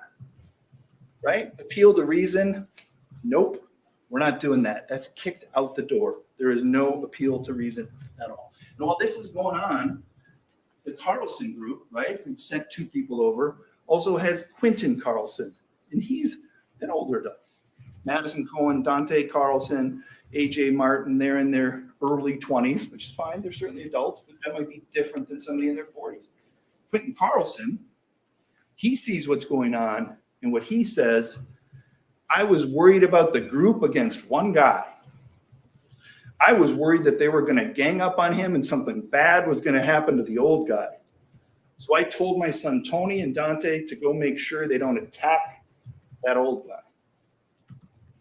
That's not somebody looking at it from Nick's perspective, but that's somebody who can see maybe what Nick sees, hear what Nick hears, and his thought is, oh, something bad's going to happen to that old guy.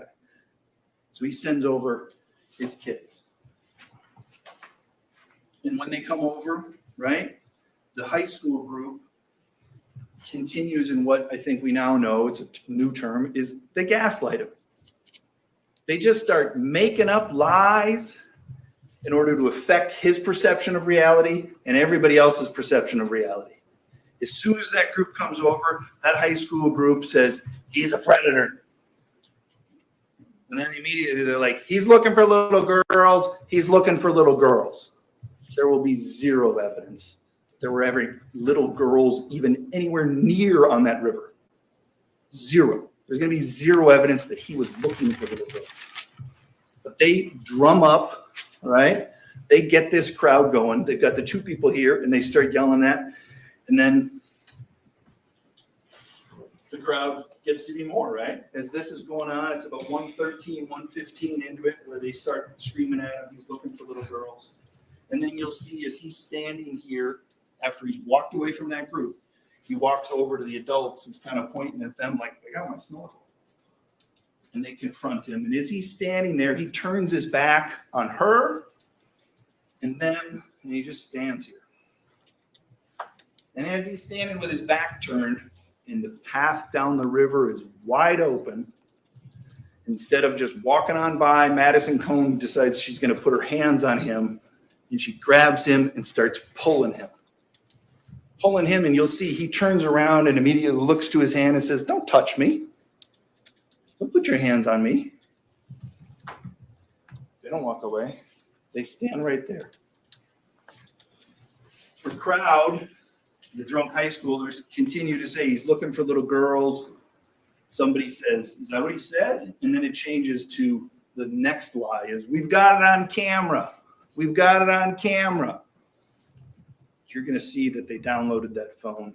There ain't nothing like that on it. Yeah, I'm having a hard time following him. I think he the other one was better at keeping it linear. He jumps back and forth the entire time. You're still muted.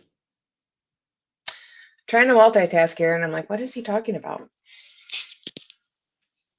I'm talking about I have a hard time following along with this guy, just like Rachel K.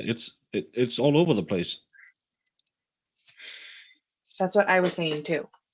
I said I'm having a hard time following along with what he's talking about. Oh, I thought you said No. you're multitasking. I'm wondering what I was talking about.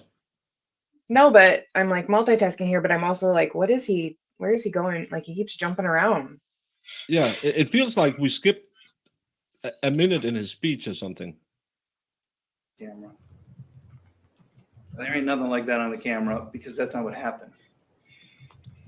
Because these drunk teenagers were gaslighting him and they're enticing a crowd.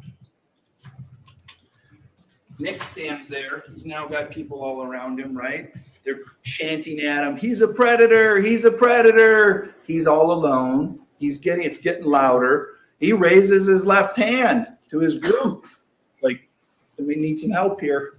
Like something's going on, right? And when that happens, you'll see the camera, Juwan Cohen turns the camera to show where he's waving to. So the high school group has knowledge that Nick Miu, who's standing right here, doesn't want to go that way. Nick Miu, who's blocked right here, wants to go that way.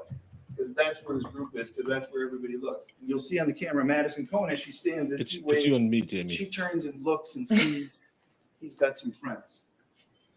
So does Madison Cohen say, yeah, why don't you just go that way? She doesn't. What she does is she reaches to her friends and says, hey, get over here. She calls in more numbers. She calls in more numbers to confront him. Because at that point, it was 8 against 1, and she wanted more. So she brought over Riley, she brought over Janelle, she brought over Gabby, and then she calls for Anthony, and then she calls for AJ.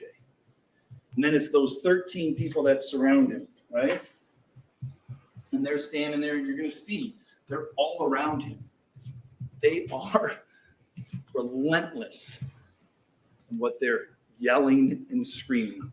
From his standpoint, this is like, what is happening?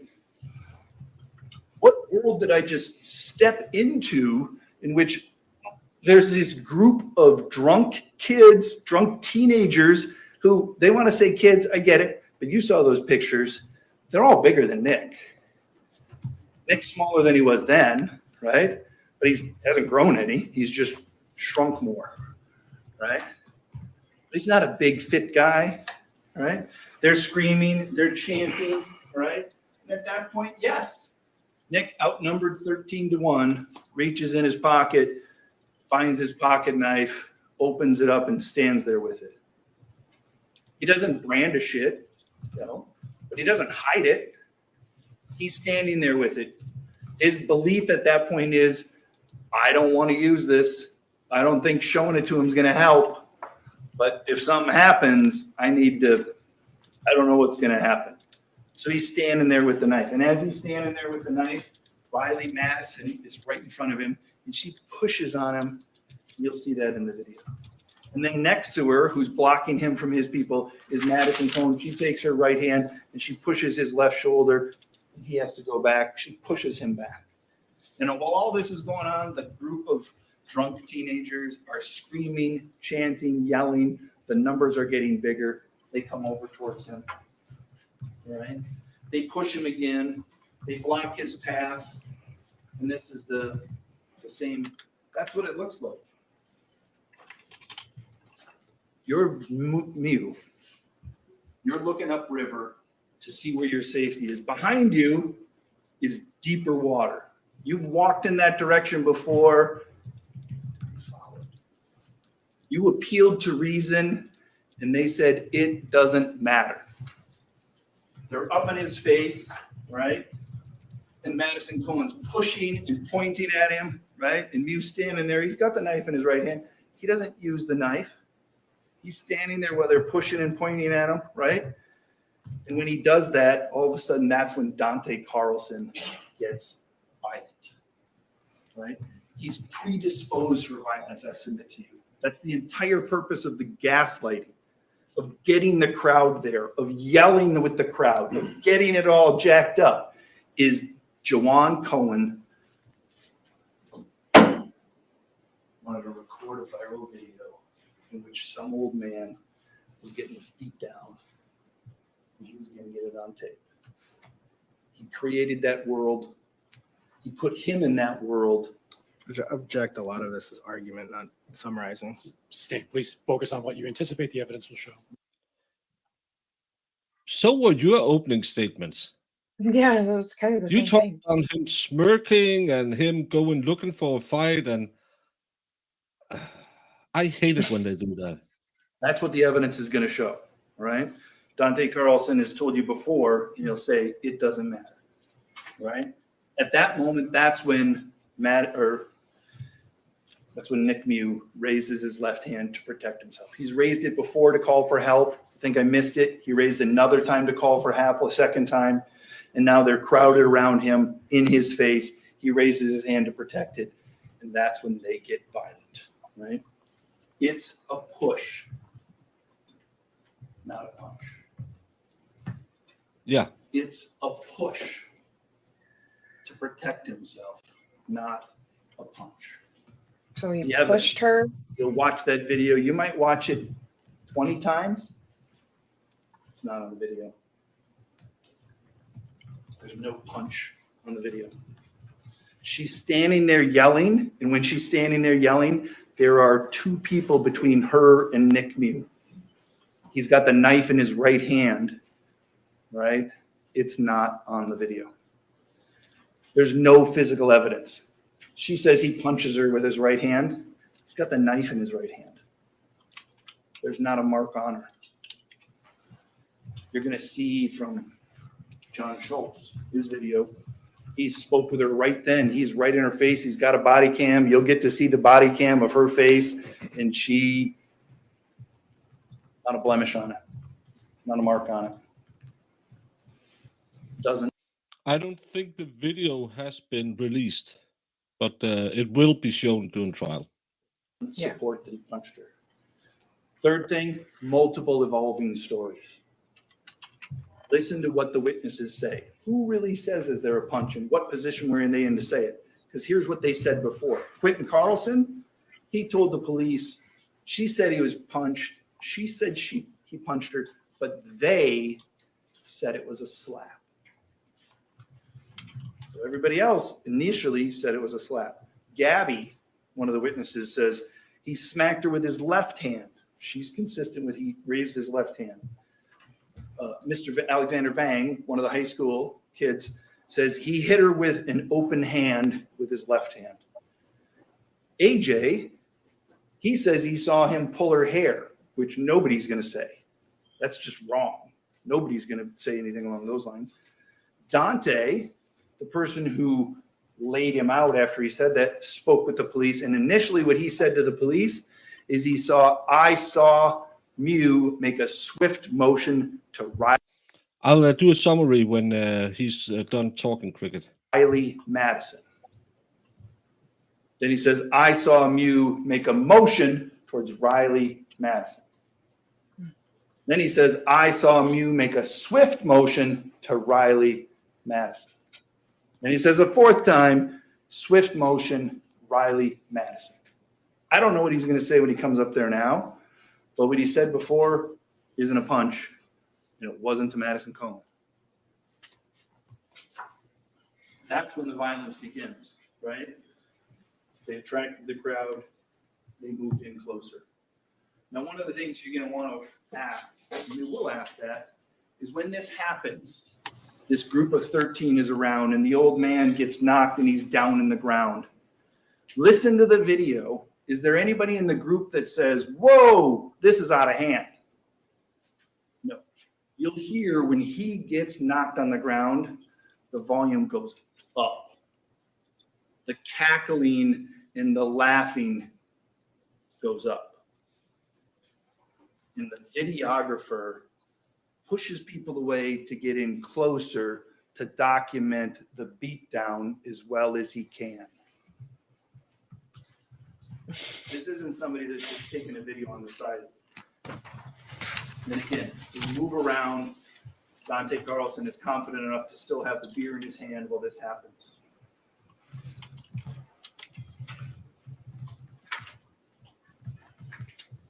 Miu's response is in self-defense, right? People come at him, and he makes a quick, short jab motion. He believes he has to use the knife because he's outnumbered. AJ Martin once. Riley Madison once. Dante Carlson twice, but he only has 2 stitches. Isaac Schuman once. Dante Carlson once. When they come at him, he gives a quick jab. They back up. He doesn't lunge for them. He doesn't follow them. He doesn't recklessly swing it around. They come at him after they gave him a beat down, and he jabs up. When even Brandy Hart, I think you're going to hear from her, right? When Mr. Trofsky asked her questions, when people attacked you, he responded. She agrees with that. So what happens is pretty much all on video, right? At the end, the judge is going to read you that jury instruction similar to what he did about credibility. And how much of credibility is going to play a part in this trial is going to be up to you. You guys are the finders of fact. You decide what happened.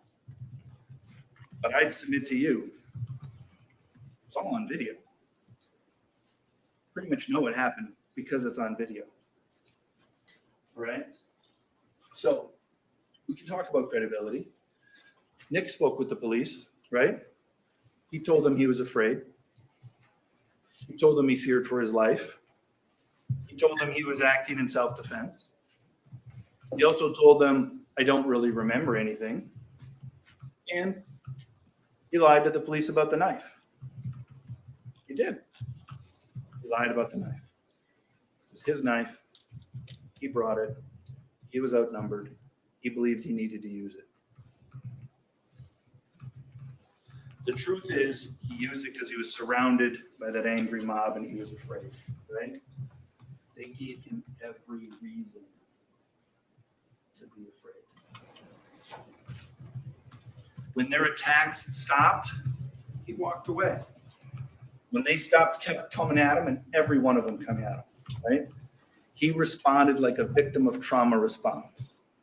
You'll hear from witnesses in his group who will say he looked like he was in shock. He was white as a ghost. From his perspective, right? He had just been attacked by an angry mob who was trying to kill him, and he got his way, he got out of there. So as he walks back, he still has fear, right? It's not something that just goes away. That fear is deep inside of him at that point. And as he walks away, he wants nothing to do with the group that just attacked him. He wants nothing to do with the knife, and he tosses it up onto the shore. Maybe not the best decision. Maybe not how he should have responded.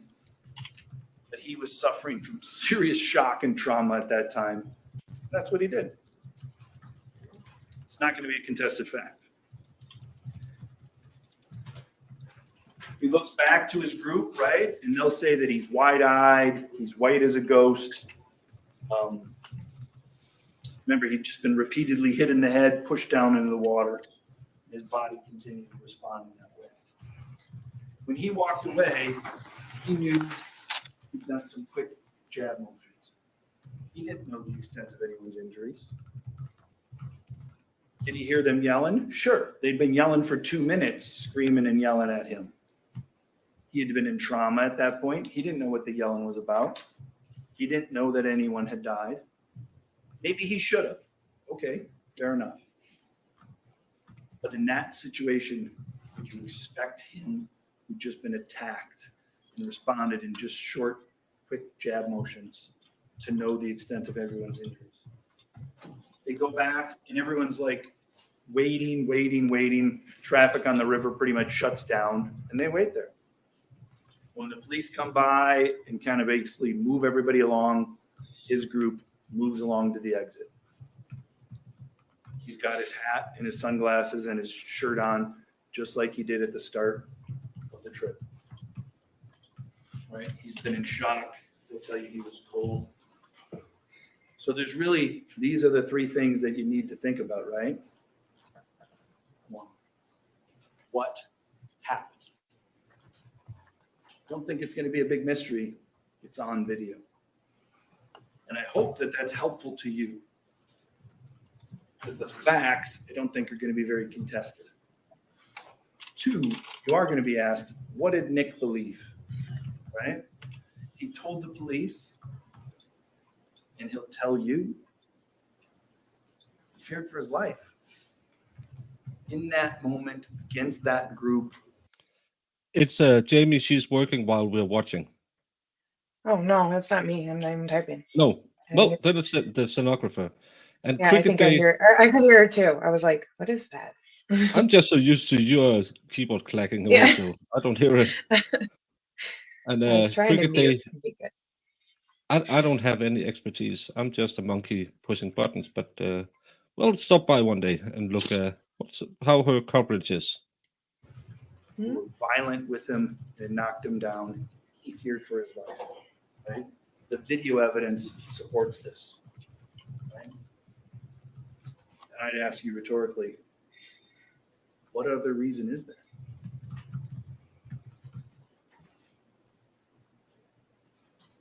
what other reason could there be? They came at him. He was in fear.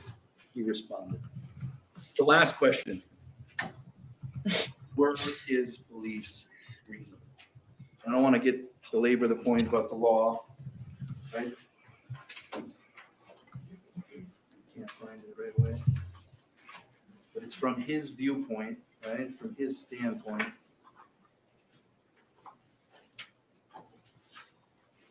The belief may be reasonable even though mistaken. In determining whether Nick Miu's beliefs were reasonable, the standard is what a person of ordinary intelligence and prudence would have believed in Nick Miu's position under the circumstances that existed at the time of the alleged offense.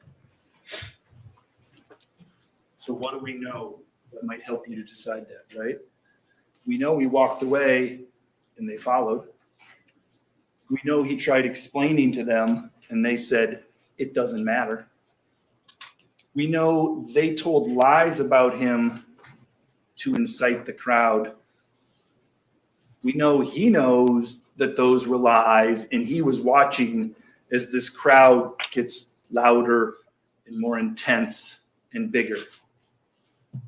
We know they cut him off from where he wanted to go back up to his wife and his friends.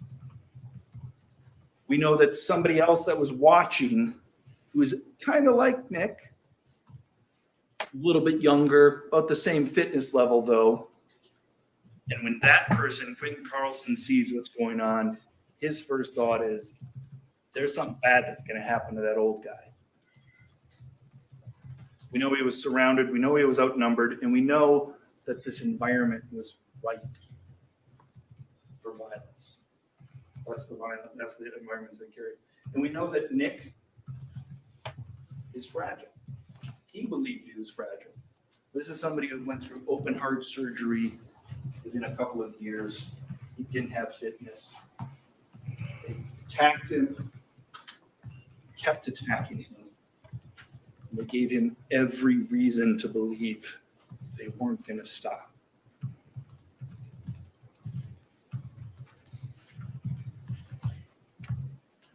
Were his beliefs reasonable? This is Isaac Schuman. I'm sure he is a wonderful man, wonderful human being. We're going to hear a lot about him. But in this moment, on this day, on that river, when he was drunk, he tried to strangle Nick Miu. His hands were on his throat.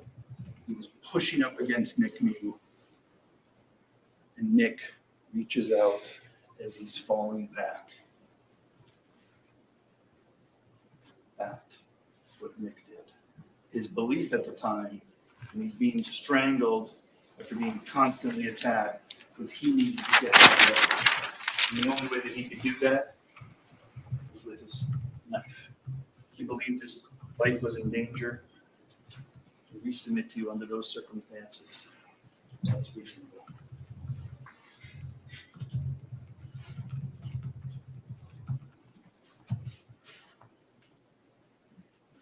At the end of the trial, we're going to come back up here, right?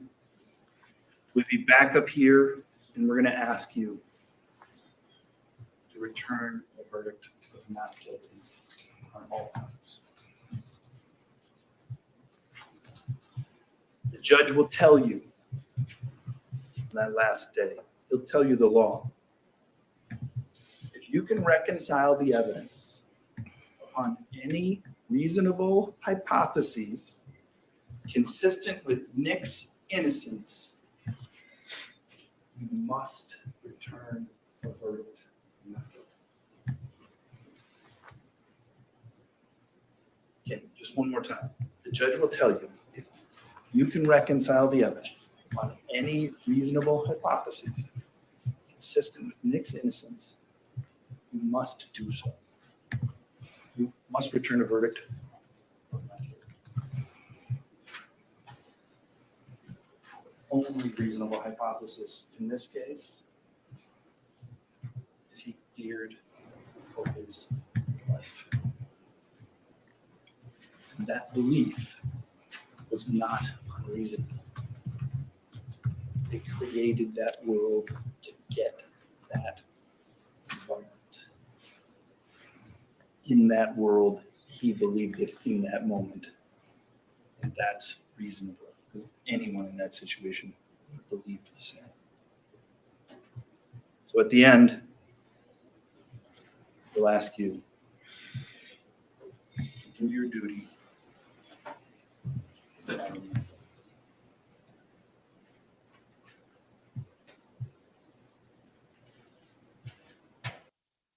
He looks like Sting from his WCW days from the side, the defendant.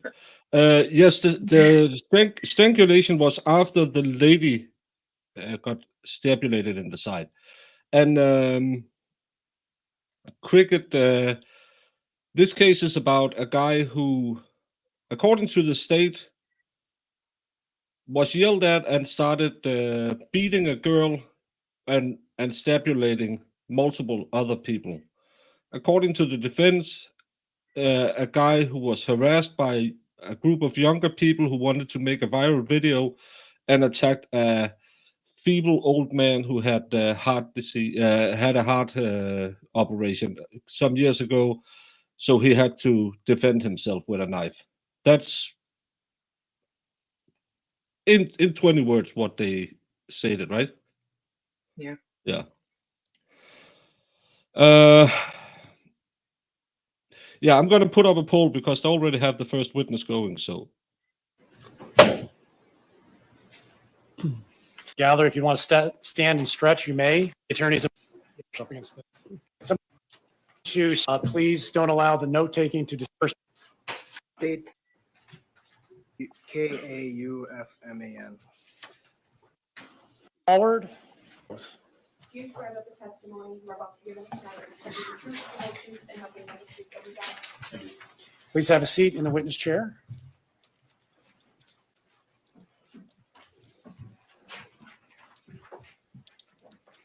Mr. Anderson. Can you please state your first and last name for the record? Stephen Kaufman, And how do you spell your last name? Kaufman. And do you usually go by Steve or Steven? Steve. Steve, what do you do for a living? I'm the owner of River's Edge Campground. What is River's Edge? River's Edge is a campground and tubing, wedding reception facility. Okay. And where is it at? Wedding reception too. The exact address? No, just is it in Somerset, the township? We're in New Richmond. And permission to approach? Yes.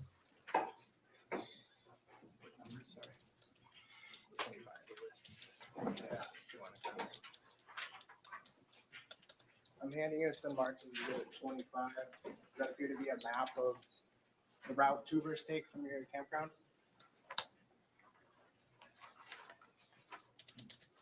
Yes. And permission to publish, Judge? Any objection? All right, you may. Move to admit also. Any objection? 25 is received. So the arrow on the top right, is that where your campground is located? yeah, it's a self-defense case. That is Yep. correct. And is that about where it's pointing where tubers, enter the river? I know fast group. Just, it would be You just have to the an, right or upstream of experience in that it. arrow. So the arrow would point Oh, about where yeah. our bridge is. And so just to the right more. In this map, it shows a little island there. It'd be right next to that island. Okay. You want to actually just come circling on here?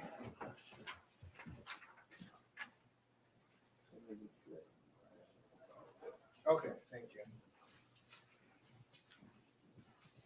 And you see the arrow marking hideaway, what's that? That is another campground and tubing facility. Is that a common place where tubers will stop if they leave from your place? Yes. And Is there, what's there for, why do tubers come to stop there? Is there a beach, bar? They have a bar there, yes. And then, is the exit where tubers get off of the river identified on that map? It is. And is that about where that arrow is, a little off? Oh, that's about correct. Okay. And that, you see where that arrow is that says incident location? Yes, Are you familiar with that location of the river also? I am.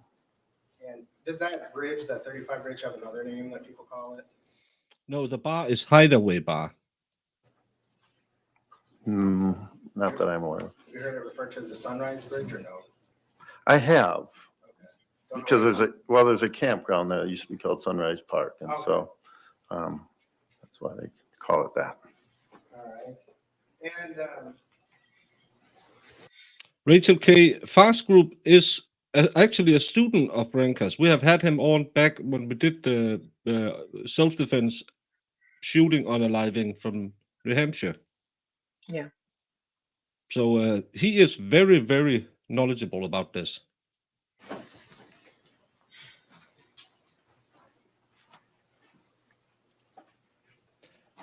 then the I know, exit I'm is working the on it. Village Park exit. Correct. This whole river route, is that in St. Croix County, Wisconsin? It is. If you know, how many tubers about would you get on a typical nice weather Saturday in the summer back in 2022?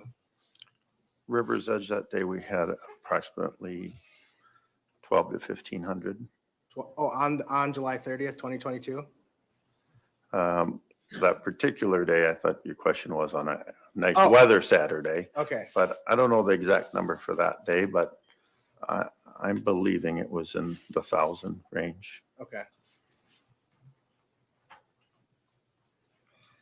And when tubers rent, do they rent tubes from you?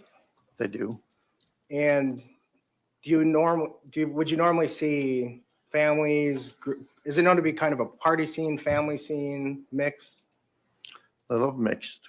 Okay. River's Edge really strives to get as many families as possible, but yeah, we get mixed. Okay.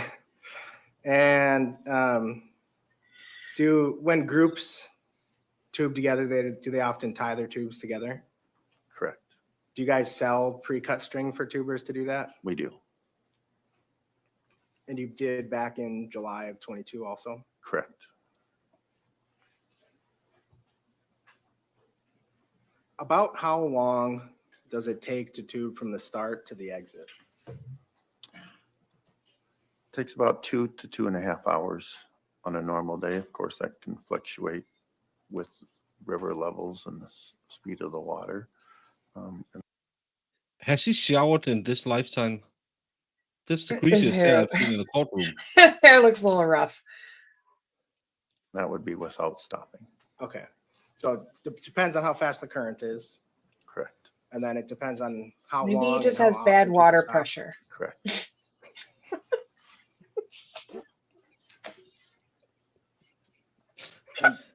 Do you happen to know about how long it takes to tube from the 35 bridge to the exit? It's about 30 minutes. Okay.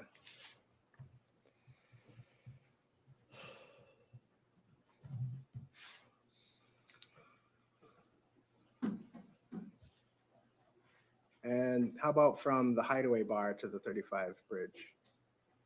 We have similar time. You can see on the map, it's about similar distance as well. So I'd say 30 to 45 minutes for both of those. And were you working on July 30th, 2022? Yes, I was. And at some point, did you get word of an incident on the river? I did. Do you remember what you were doing? I was on my way to the exit just to check on my staff and check on, we collect the tubes from the tubers and just do a normal check-in. And light cappers happened to be there at his bus stop and told me about it. And so you guys, for both, and Mike Cappers is the old owner of Hideaway. Correct. And so you guys would both, tubers would go down through the river, either through your place or through the Hideaway, and then all of you would pick up at the Village Park? Correct. You have buses going back and forth? Yes. And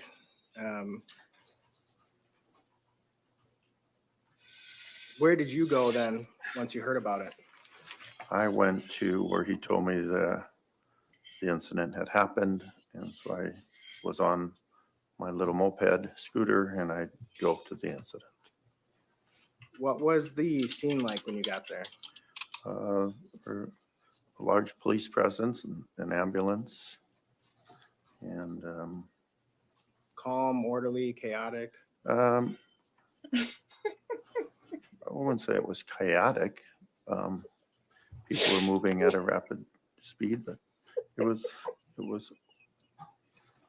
seemed organized.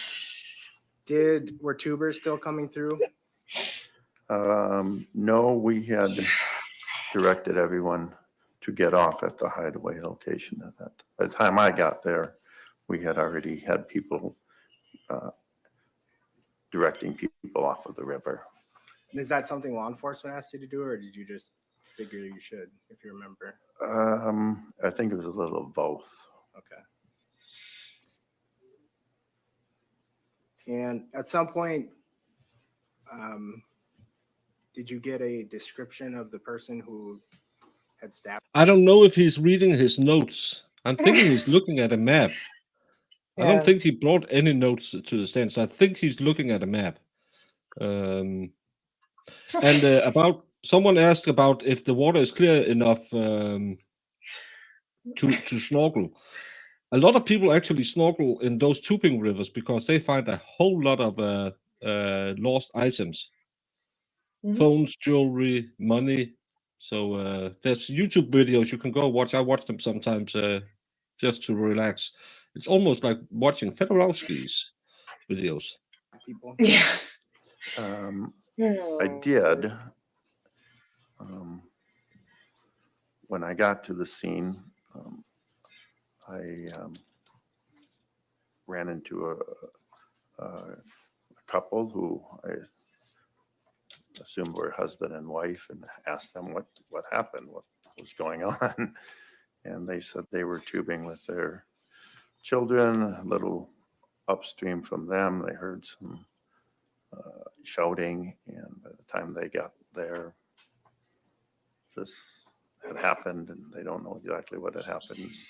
There was a gentleman that they said was, middle-aged man that left the scene. At some point, did you get a photo of the person who was alleged to have done the stabbings that was going around? I did then, so maybe 15 to so minutes, 10 minutes later, then Mr. Cappers texted me a photo that had, I don't know where he got it from or how he got it, but said this is a picture of the person. Did This you guy forward that photo tubes a lot on in to, all kinds your of, staff? or I did, yes. snorkel a lot in all Did kinds you of also have a friend with you that day? resorts. I did. He wasn't with me, but he was at this location when I got there. So What was his name? Carl Schilling. And then did you either give or show him the photo? At that time, no, Did you tell because him? we didn't have it yet. I'd Oh, left. okay. I had left before I got the photo. Did you send it to him at some point, if you remember? I don't remember. What? Okay. You might have, you might not have. You're right. Getting you an easy bake oven. And you can make snacks while you watch trials.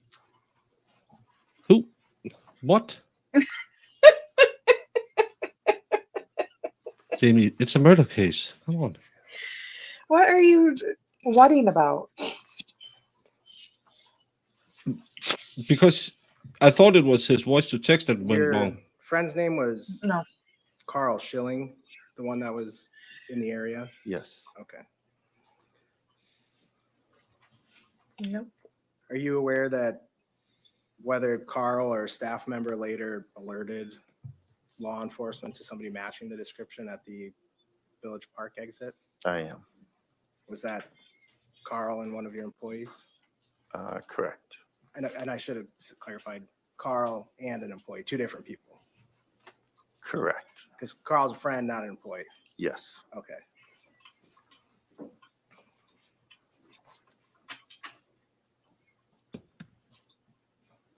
Do you guys, I forgot to ask this before.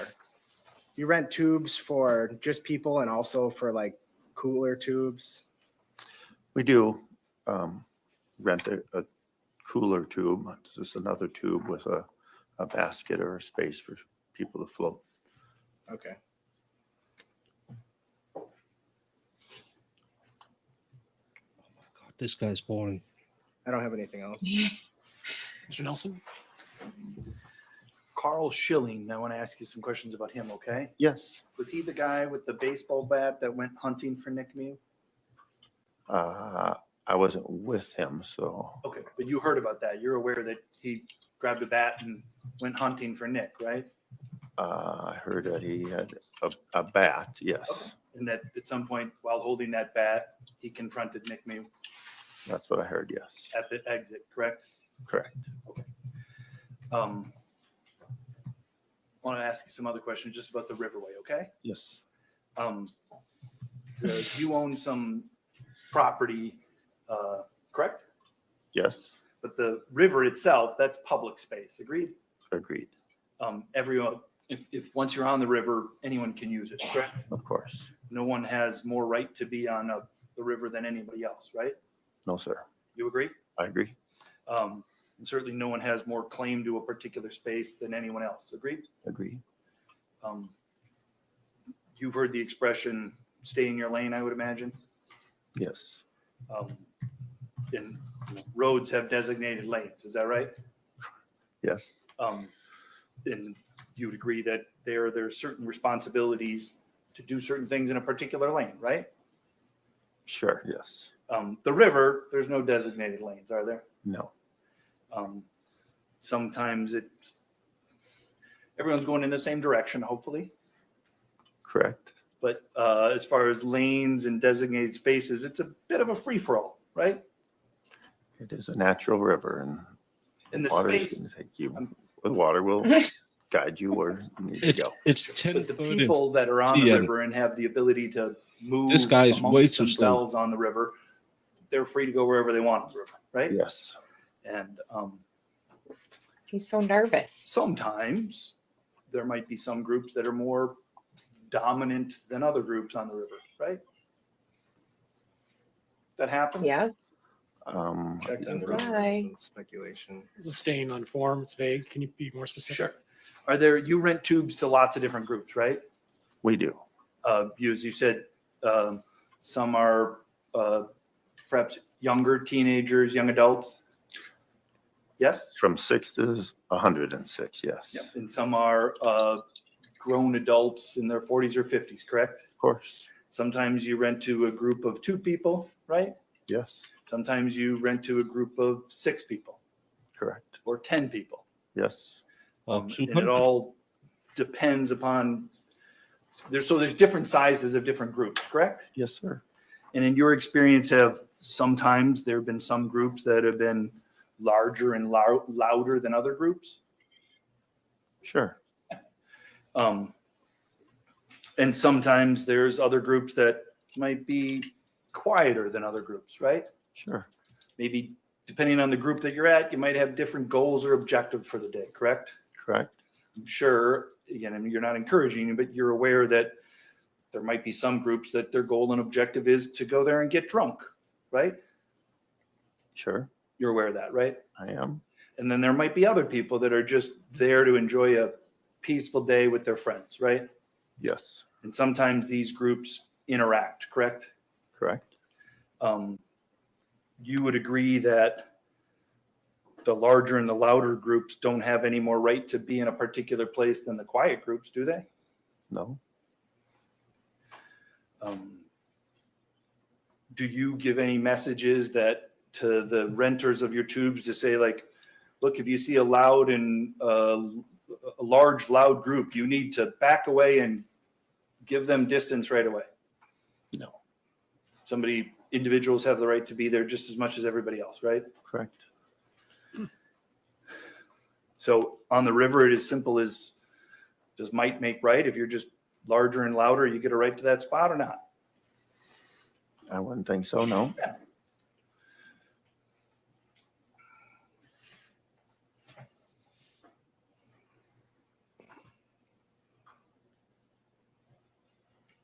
Those are the only questions. Thank you.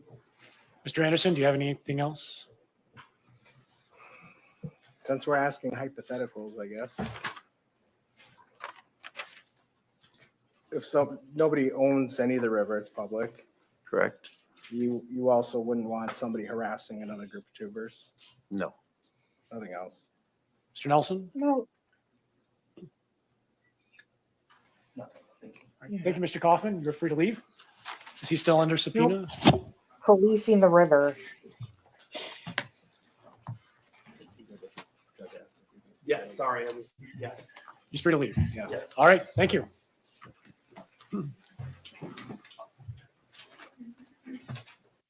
But it's separate. 25. Or 25, I'm sorry, yes. Mark the blow up as 25A. Take care of that. Next witness. The state calls Ryan Nelson.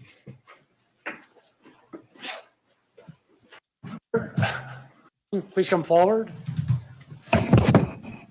Stop right there. Okay. You can look closer. Turn, face the clerk, raise your right hand. She will administer the oath. Do you swear that the testimony you're about to give is the truth, the I'm truth, already getting to one of the guys who were there. I was gonna say, Please is have one a of the seat in kids? the witness chair. Judge, before we begin, we have an agreement on a couple exhibits. Okay, what's the agreement? The agreement is that Exhibit 2, the video that of the main video would be admitted, as well as the individual frames, which is marked Exhibit 3. Is that correct, Mr. Terafasi? Yes. All right, so exhibit 2 and 3 will be received. And then we have an agreement that now, before we start taking testimony, we'll publish Exhibit 2 of the video. You're going to play the video. Yes. All right. Members of the jury, you're about to see the video that they have been referring to. Please pay attention. Please listen carefully. Parts of it may be difficult to hear. The video that you're about to see is evidence, so you may consider this along with the other evidence during this trial. Can we Mr. dim the Smith, lights a little bit? Yeah, we've just turned down a bank or two over the monitor.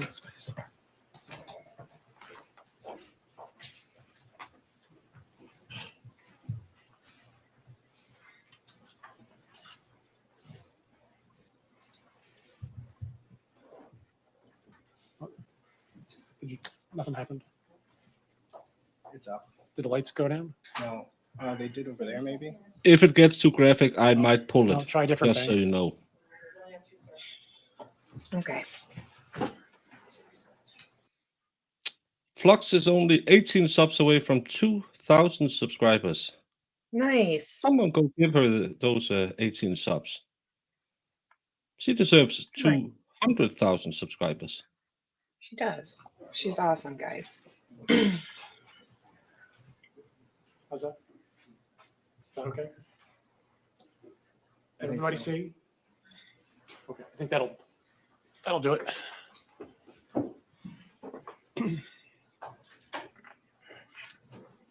What is he on?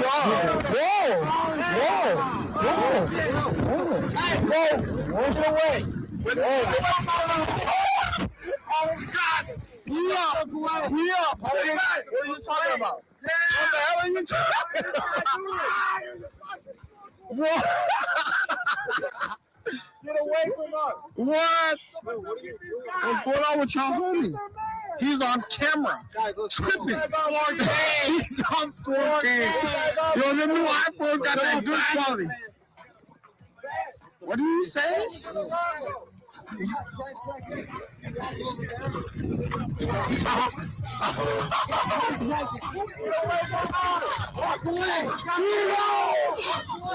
what the hell? Who is this? Yes, yes, yes. For the culture! For the culture! Who is that? For the culture! Who is that? Who the hell is this? Bro, doesn't matter. He's not even looking for little girl! He said he was looking for little girl! Yeah! That's exactly what he said. We're in a town. I even have that part on camera. What the hell is this guy's problem, bro? We're trying to have fun. He's gonna claim you. He's gonna claim you. We don't want this one. That is on camera. That is on camera. You're on camera. Oh, God. Oh, God. Oh, God. You're on camera.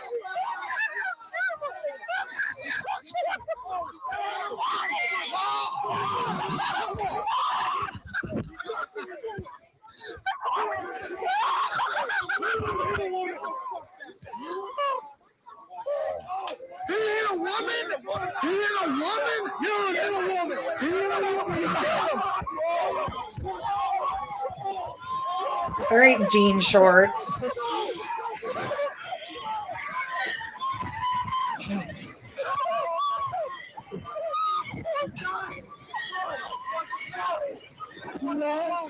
What the fuck? What the fuck? What the fuck? He's dying. He's dying, bro. What? Oh my god. Oh my god. Oh my god. Are we serious? Is this real? Who is that? Oh my god. Oh my god. Is this real? Is this real? Oh my god. Oh my god, what the fuck? Is this real? Is this real? Like, that's not bike! That's not bike! That's not bike! That's not bike! That's not Isaac! Oh my god! Oh my god! This isn't real! This isn't real! All right.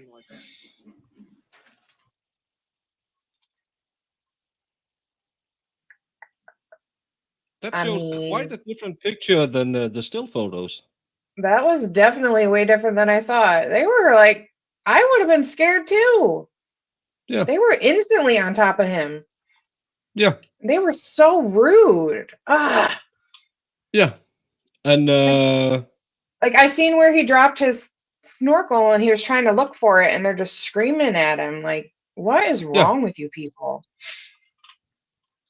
and that guy who filmed all of it and thought we're gonna beat up a guy and make called him a pedo. You saw realization hit him real fast after. I don't know if I got it off screen fast enough, but when his boy stood up with his bowels in his hands. Yeah. I'm not feeling any sympathy right now. No. I feel bad that I don't, but I don't. But with sound on, this sounds really bad for them. Kind of like Fast Group says, kind of wonder why there's even a trial, because, again, juries will most likely convict him.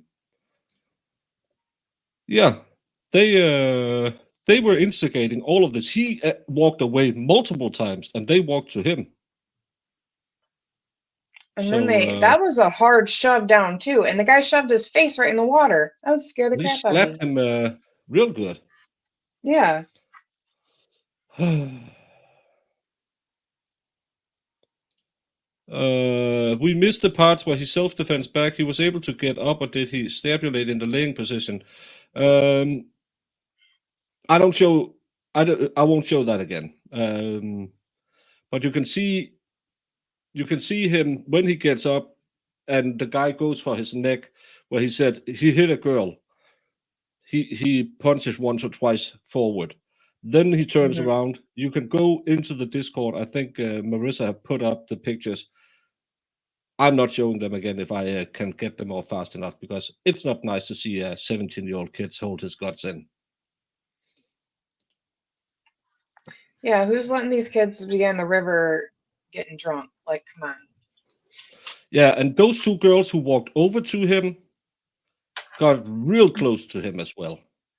Yeah, So again, they were instigating. very aggressive. Very aggressive.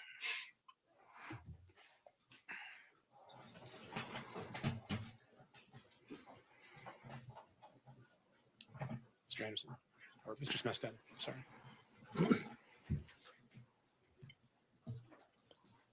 I believe there was 17. Can you say your name for the record, please? Ryan Nelson, And how old are you, Ryan? 18. What do you do for a living? I work in the trades. Are you a drywall installer or something? Yeah, drywall finisher. Where do you live? Stillwater.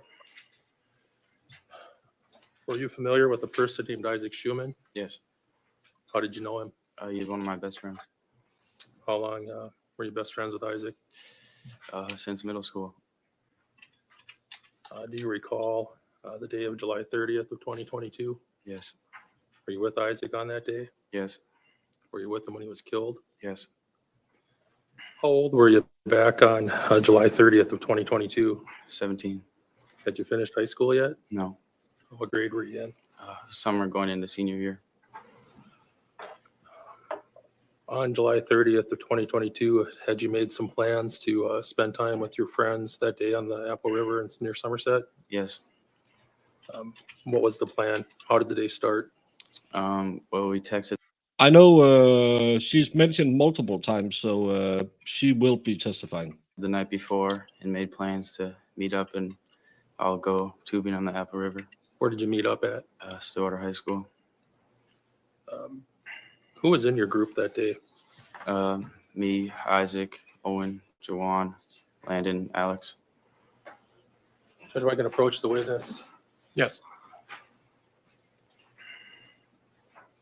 All right, I'm going to show you what's been marked as Exhibit 62. You recognize that? Yes. Can you tell us what it is? It's a picture of all my friends over there. Fair to say it's a composite picture? Yes. Are those pictures of you folks from the river on July 30th of 2022? Yes. Are those photos from after the incident with Mr. Miu? Yes. Yes, I think it does, and that's why a lot of times when you get your adrenaline pumping, you get your alcohol in there, it goes real fast. And as was it Federowska Yama has said, once the first 2 liters are out of your body, you're gone. And again, there's a whole lot of red in the water. Let's just say it that way. Explain the looks on your faces. Yes. Your Honor, permission to publish to the jury. I have a blow up. Any objection to 62? No. All right, 62 is received. Go ahead and publish.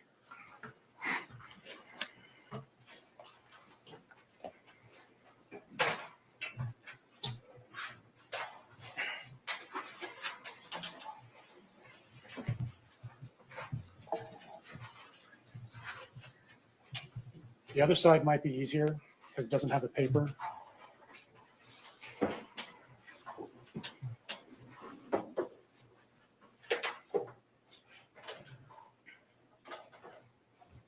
Yeah, it was a small 3-inch knife.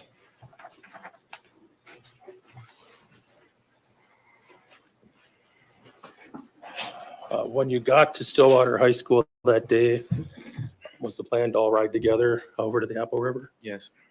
Who drove? Alex Hang. I'm going to have you look at Exhibit 62 there that you're holding on to. Can you identify the folks in the picture for the jury? From left to right.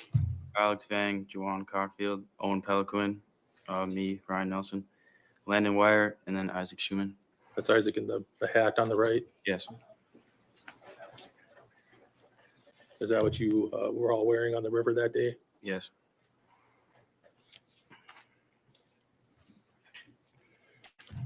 You may have already answered this, but who drove from Stillwater over to the Apple River? Alex Fang. And you all went in his vehicle? Yep. Where did you go first? We went right up to park where we got the tubes. River's Edge, I think it's called. You rented tubes there? Yeah. You remember how many tubes you rented? One for each of us, and then one more for our stuff, I believe. When they give you the tubes, are they connected together, or do you connect them together there? You had to get a wire, like a twine, to connect them together. Did you do that? Yes. Did you make sort of one big raft out of your tubes? Yes. After you rented the tubes, did you get on the river right away, or were you hanging out in the park? No, we went right straight to the river. All right. Do you know what time it was when you got on the river? Not exactly. Probably roughly around noon. I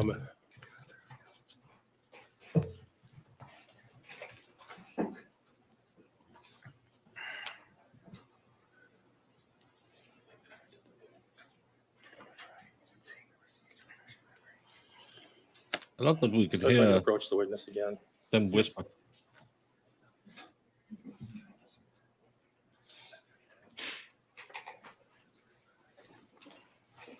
Yeah, the defense should ask who is going to drive home, because you were all too drunk, weren't you? When you rented the tubes, do you remember who paid for them? No. All right. Do you remember getting a receipt? No, I don't. The show that's been marked as exhibit 27B. You take a look at that, and specifically look at the backside. Whose name's at the top? Alex Vang. Who's that? He's one of my friends. He's on the river. I don't know if anyone told them to get involved. I know this group of young guys was starting the fight, and then some people came from another place. At the bottom, there's a time for when you rented your tubes. Can you tell us what that is? 12:39. You didn't see this that day, though? No, I don't remember.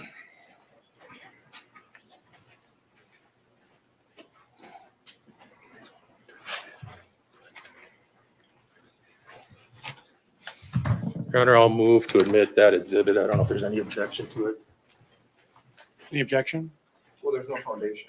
Sustained. We'll wait till. That's fine.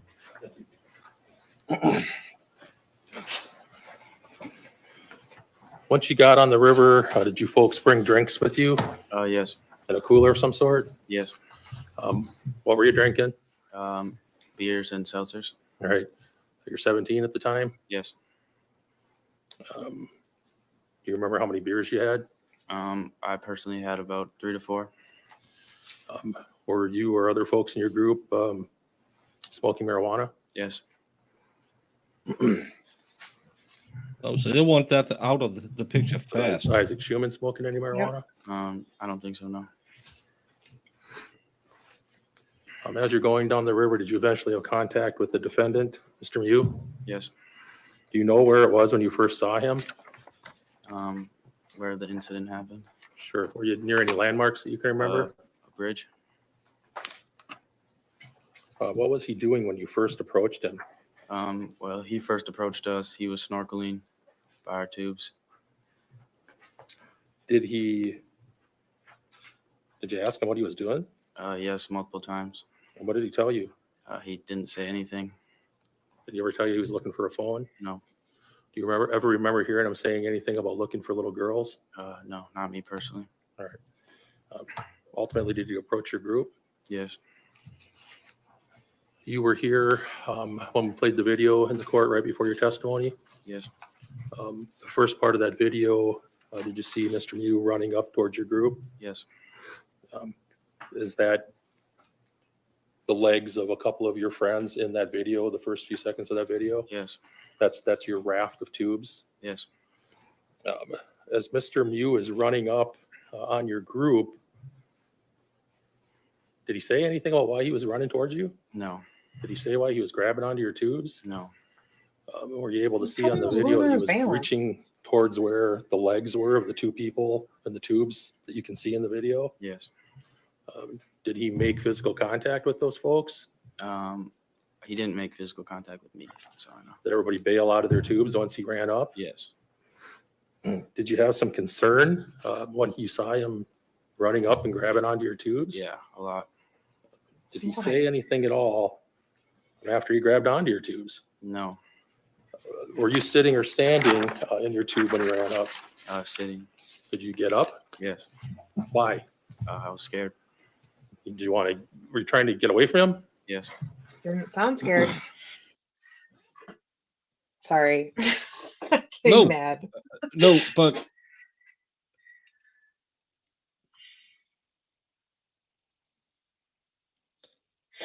look at this face. And I know body language is a bullshit like astrology. You're talking about the day your best friend in the world was killed. Well, we clearly saw you weren't that scared because you were yelling a lot. And now you're sitting here like, yeah, I was scared. I had 3 or 4 beers.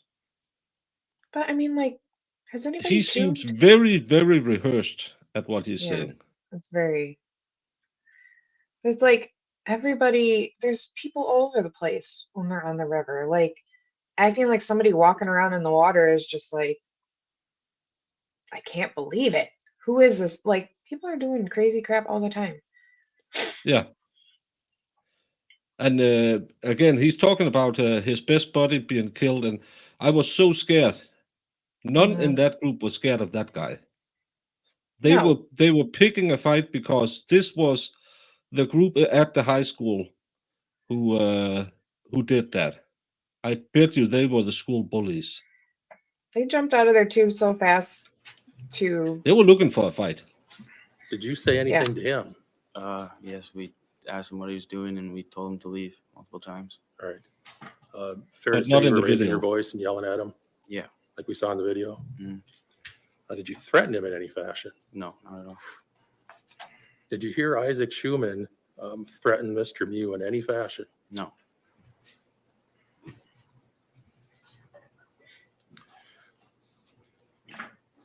Did you yourself have any kind of knife? No. Did you see anybody in your group with any kind of knife? No.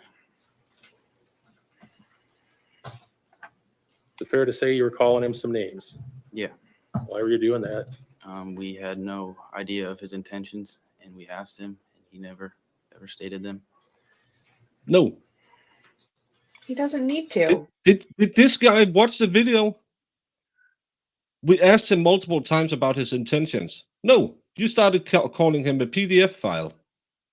Yeah, and you're screaming, and all I could hear was hollering and laughing, and like Yeah, nobody was saying, so "Hey, afraid. why are you So just not afraid. sitting in your tubes and just like, hey, what's up, guy?"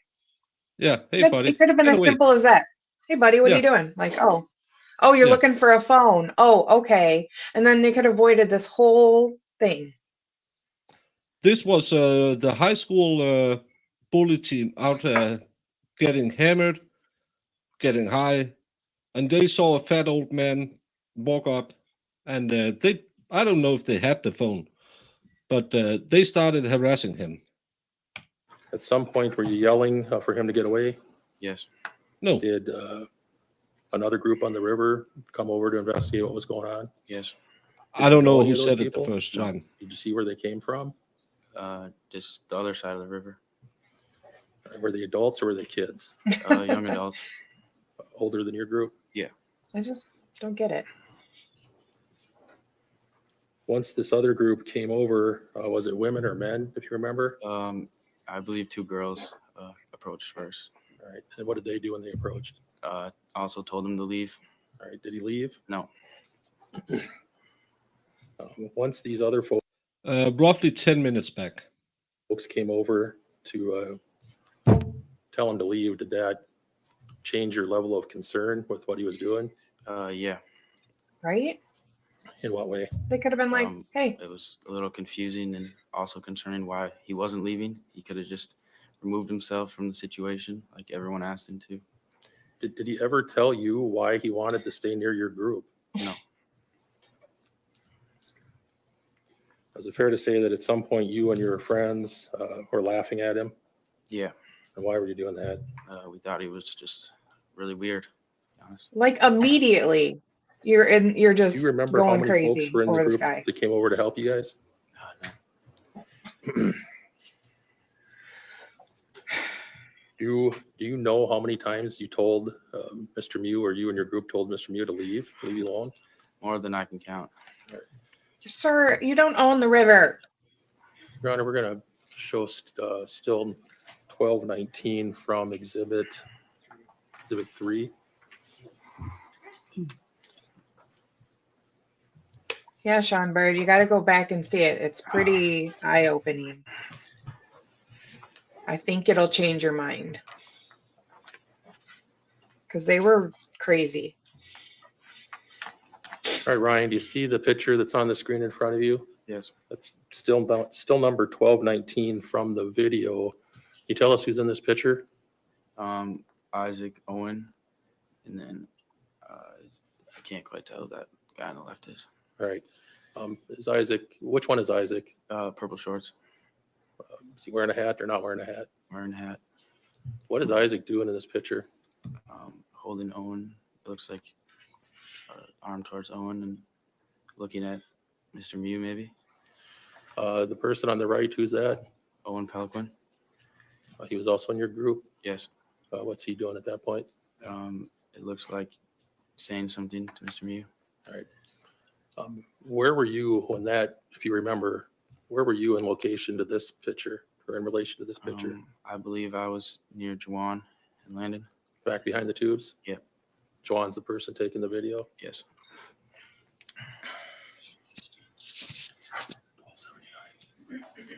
Now we're going to show still number 1279.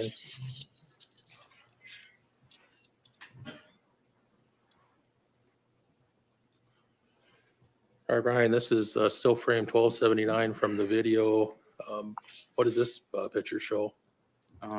Isaac with his hands raised. All right, does he have anything in his hands? No. Who's that in front of Isaac? Mr. Miu. Are Isaac's hands open or closed in fists? Open.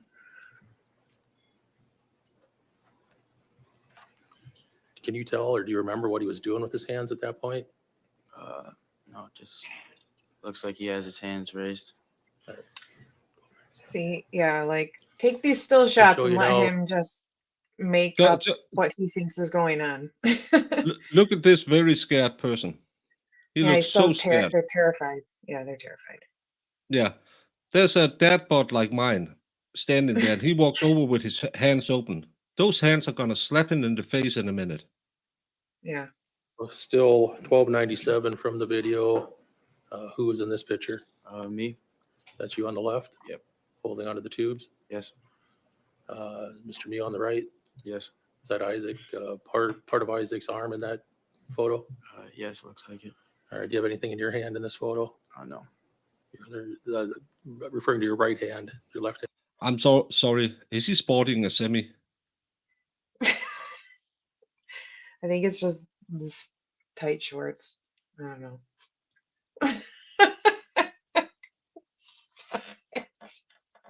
Sorry.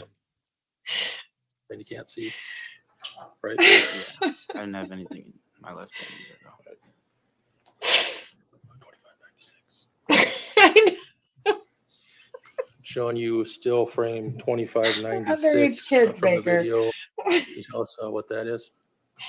He's so scared in this picture. He's so scared. Me.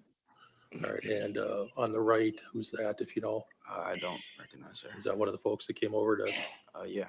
help you out? Have anything in your hands there? No. At that point, you appear to be smiling. Yeah.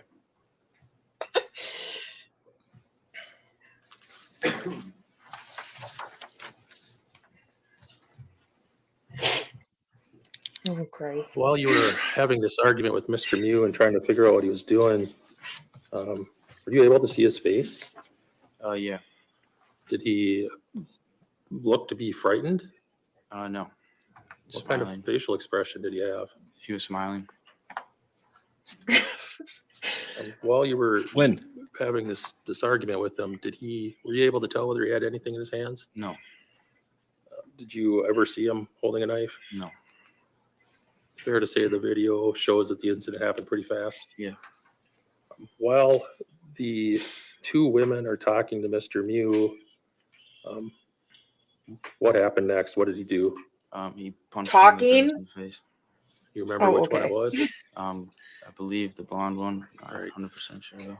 And looking back at the photo that we have up, which is 2596, is that where you were standing when he punched the blonde woman in the face? Relatively, yeah. So fairly close. Yeah. Prior to Mr. Miu punching the blonde woman, had you seen anybody strike him in any fashion? No. You didn't see anybody punch him? No. When you say he punched the lady, is it possible that he was flailing his arms to protect himself or something along No. those lines?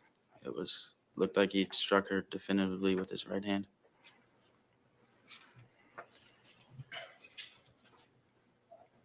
After the blonde woman was punched, what happened next? Did someone?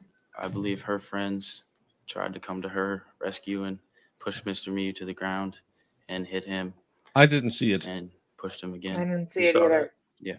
Did you see him in the water? Yes. Do you remember how many times he was hit when he was in the water? 2 or 3 maybe, I believe. Right. At some point, did he get on his hands and knees? Yeah. What happened next? He got up, swinging his knife and stabbing everyone. All right. At that point, did you know that he had a knife in his hand? Yeah, He well, just put his once I head saw- underwater. I know until I Jesus. saw the person standing next to me who had his whole stomach cut open. And yeah.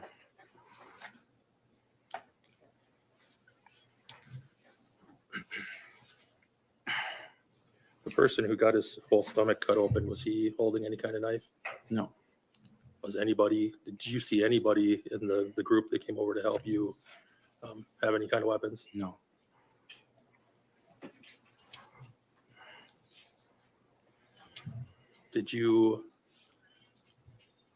What did you do after you realized that the one gentleman had his belly slit open? I was in shock. I didn't really know what to do. I tried to tell my friends, so I'd make sure they were seeing what I was seeing. And then I went and stood in our tubes. You left the general area? Yeah. Are you aware that Isaac had been stabbed? Not for like a minute. Eventually, did you realize that Isaac was down? Yes. Did you see him in the water? Yes. Did you see a wound on his body? Yes. Where was it? His upper chest. Was he bleeding? Yes. Ultimately, did you and then the rest of your group or attempts made to help Isaac get to shore? Yes. Who did that? Owen and Alex. Right. And where were you at that point? I was still standing in the tubes. Were you injured at all? No. Did you ever lay a hand on Mr. Miu? No.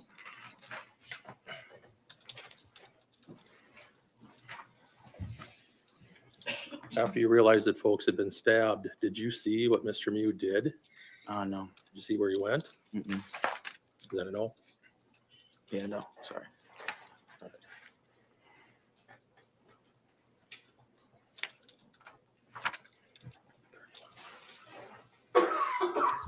We're going to show you still frame 3177.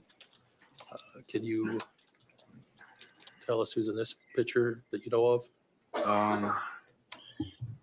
The only person I recognize is myself. All right, you're in the blue trunks in the middle. Yes. Is this the point where Mr. Miu had punched the blonde woman? Yes. Did you take a step forward? Yes. Why'd you do that? In her defense to help protect her. All right. Did you end up doing anything to help protect her? No. I think you already testified some other gentleman took care of that. Yes.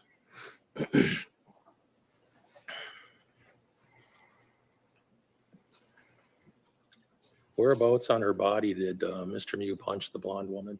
I believe in her face. Say that again. in her face, I believe. You believe? Did you see it? No, but he went in to defend her because he's a white knight. At some point then, did you go to the area where Isaac was being laid on Yeah. the shore of the river? Yes. Sharovsky's you- the The rest of your the group lawyer also on this one. end up there? Yes. Did anybody call 911 if you know? Yes. You know who did that? Not. I think a lot of people did. I don't know who specifically. Or there were some folks that stopped to render aid to Isaac? Yes. Was one of them a nurse? Yes. What kind of aid did she give Isaac? I wasn't over there. I'm not sure. All right. Did you see anybody doing CPR on him? I wasn't close enough. All right. At some point, did the police I hope arrive on so. the river? Yes. They waded through the water to get to where you folks were? Yes. Did you speak to the police officers After. Yes. up on the shore? Yep. At some point, was Isaac taken off the river? Yes. Was he ultimately put in an ambulance and taken to a hospital? Yes. Did you follow? Yes. Do you remember which hospital they brought him to? Is it Lakeview in right. Stillwater? When you were at Lakeview Hospital, did you speak with an officer there as well? Yes.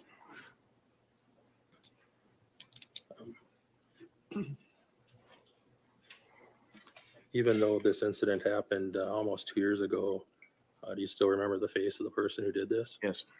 Do you see him in the courtroom here? Yes. You point him out and say what he's wearing? He's wearing a black suit, black pants, brown shoes. Your Honor, that's the record to reflect identification of the defendant. Next question, please. Nothing further. Mr. Sharofsky. Come on, Sharovsky. Come on.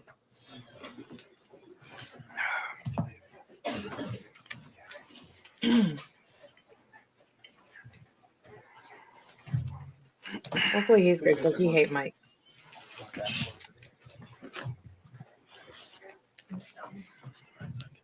Oh, actually, yeah, it's on exhibit 2. It's on there. Judge, the 9-second video is on exhibit 2 also, which the state also used. Yeah, he hates microphones also. So. Proceed. Go ahead. Okay, thanks. Give me a break. I just don't want it on the, can you, the jury shouldn't see my screen. Okay.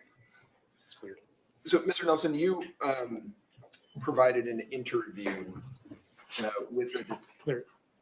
Monitors off. I'm sorry. Go ahead. with an investigator, Dittman. Do you remember that? Yes. Okay. And to start with, one of the things that Officer Dittman was interested in was how much alcohol you had consumed that day. Do you remember that? Mhm. Okay. And he told you you weren't going to get in any trouble for anything. He just wanted the truth, right? Yes. Okay. And you indicated to him. Sharovsky is Rittenhouse lawyer, yes, but I'm thinking on the other one, Mark, one with the deep voice. Well, he initially asked you if you guys were drinking any hard alcohol, right? Yep. And you said that you weren't. Yep. That's a lie, right? No, I myself was not drinking hard alcohol. You guys brought Tito's, vodka, and water bottles, and were doing shots on the river. I wasn't, but my friends were. Okay. No, of course And you didn't. you were asked Of course you didn't. about Isaac drinking that day. Yes. Right? And you had told Officer Dittman that you think you had 3 or 4 drinks. Yes. And you said, I think Isaac had about the same. Yes. Okay. Are you aware that Isaac's alcohol level was almost a 0.22? Object, Your No, Honor. I was not aware of that. Hold on. Foundation. Come on up.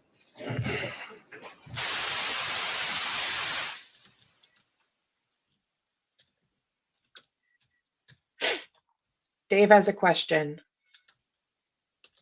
while they're doing this.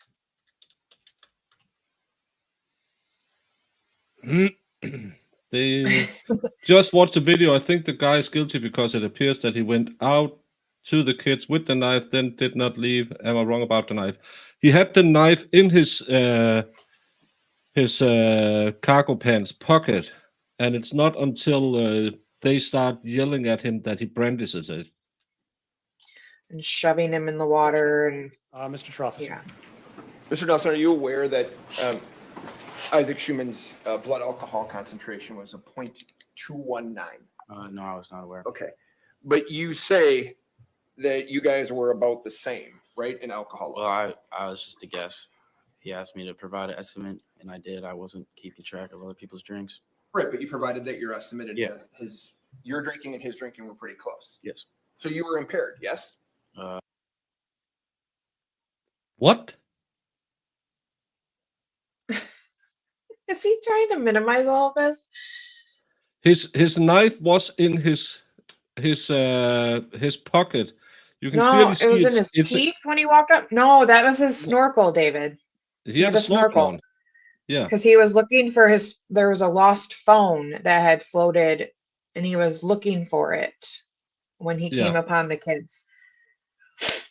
You can see the knife. It's a clip on. It's an inside of his right trouser pocket, the thigh pocket. Yeah. Slightly, yes. Okay.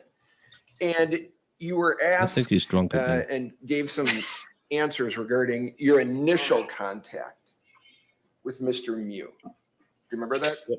Okay. And you had said, if I have it right, he snorkeled by us and didn't say anything. Yep. Your interview with Detective or Investigator Dittman, you indicated, yeah, so this weird guy, he was wearing a snorkel at first, came up to us and was kind of like talking to us, and we were a little weirded out, right? Yep. So which one's true? I don't remember him saying anything. Okay, so when did you give the statement to Investigator Dittman? Was that the one at the bank or the hospital? How many interviews did you give? 2. When did you give them, if you remember? One was on the bank after the incident, and one was at the hospital. Is your memory better back then about what happened, or is it better today? I'm not sure.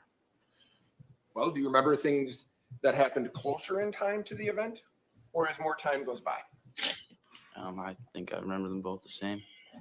So if something happened 2 years ago, you would remember it the same as if you were giving that statement a day or two after.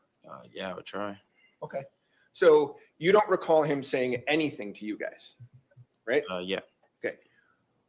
But you all were saying something to him, weren't you? Yes. Yeah. You didn't tell that to Investigator Dittman, did you? I don't remember.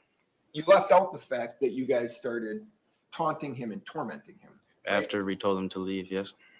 Well, talking about the first time, not the second time that we've seen the video. The first time we haven't seen the video for yet. Mm-hmm. Do you remember that incident? Yes. Okay. You don't tell Investigator Dittman about what you guys were doing to Mr. Miu at that point, do you? No. Why not? I just didn't think it was relevant. You didn't think it was relevant on this person that you're saying did all these things to your friends? Wasn't relevant that you had contact with him earlier in that day? It was like minutes, seconds before. It wasn't like earlier in the day. It was around the same time. Right. And you didn't think it was relevant that you would inform him that you guys were taunting Mr. Miu and calling him names, right? No. Okay. I'm going to show you what has been marked as exhibit number 2. I'm going to play you a short video and ask you if you remember the video. Okay. We're going to keep the screens blank until you tell us you're ready. Does that mean you're ready, or are you Sorry. Yes, we're ready, Judge. I apologize.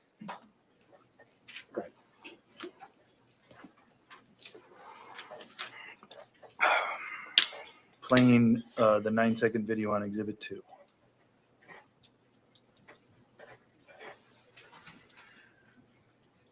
Trying to. Grown man trying to have sex with little girls. What the hell? What the fuck? He's a raper. Whoa. Really? So he's walking by you guys. He's not right on top of you there, is he? He was previously, but not that in that moment. No, he's not. So your okay. friend just didn't get that on video. No, we started taking a video once he was being weird towards us. We wouldn't have videoed him just out of the blue. So when he was just walking by there, And your friend just started saying, you can't have sex with little girls, right? That was after he was snorkeling under our tubes without saying anything. He wasn't Where snorkeling do you under your tell- tubes. You can't snorkel under the You can't Like- snorkel under a tube. like me. He has far too much belly to be under those tubes in that low water. That's a stupid argument. Oh, I think this case could be real good, Jamie. Oh God, I'm already annoyed at this kid. Officer Investigator Dittman that he was snorkeling underneath your tubes. By our tubes. Oh, so by your tubes, By. not underneath your tubes. There's a difference. I apologize. Okay. So he's snorkeling by your tubes. Yep. And you guys start calling him names. No, we asked what he was doing and who he was, why he When? was there. Because we found it a little weird that he was not in a tube like everyone else, but he was snorkeling right by our tubes. People can and swim on the so river. we asked him what he was doing. He never said anything. So then we started calling him names. Yeah. Okay. And the purpose of you don't know him, do you? No. The purpose of calling a grown man that you've never met a raper. That wasn't me. Okay. The purpose of do you know why that was said? No. To your knowledge, had Mr. Cockfield ever met Mr. Miu before? No. Okay. You think it was funny? No. Did you ever tell Yes, him you to stop? did. Yes, you did. And shortly after this is when Mr. Miu moves toward your tubes. Is that right? Yeah, when he runs at us. Okay. And your statement to Investigator Dittman is that Mr. Miu was standing over your tubes. Is that true? Yes. Okay. Do you know why he came up to your tubes? No. Was Jawan Cockfield holding a camera at that time? Yes. I'm sorry? Yes. Okay. And to your knowledge, Mr. Miu he comes up to your tubes, then he walks around the tubes and actually starts to walk away from you guys, doesn't he? Yeah. Okay. So you're saying, your group is saying, get away, go. And he's doing that, right? Not really. You just said he was walking away. But he didn't leave. He didn't walk away. He just walked a couple of steps and then stayed near. And you guys follow. No. You don't advance toward him. Your group doesn't advance We toward him. stayed by our tubes. You saw in the still frames. I'm standing right next to our tubes. You showed us the still frame, we saw the still frame involving Isaac Schuman, right? Yeah. When he's got his arms up in the air like this, right? Yes. He's not standing next to his tube, is he? I don't know. He might be. He might be able to see this tubes in the picture. I can't remember. He's confronting Mr. Miu, isn't he? No, had his hands up, raised. He was telling him to leave also. There's no confrontation at that point. Then, I guess what I'm okay. trying to ask you here, Mr. Nelson, is you guys told him to leave, so he moves away from you. Then your group moves toward him. That's true, right? I don't think he left. You keep saying he leaves, and he never really left. Can you just bring it? I'd rather just see the video. Sure. I'm going to show you, I'm just going to play for you a really short portion of the video that you've already seen. Okay. Okay? And I want you to tell me when you watch it, if it appears to you that Mr. Miu is walking away from your group. Okay. Okay? Oh, wait. Keep it out until he's ready. Hold on a second. Yeah.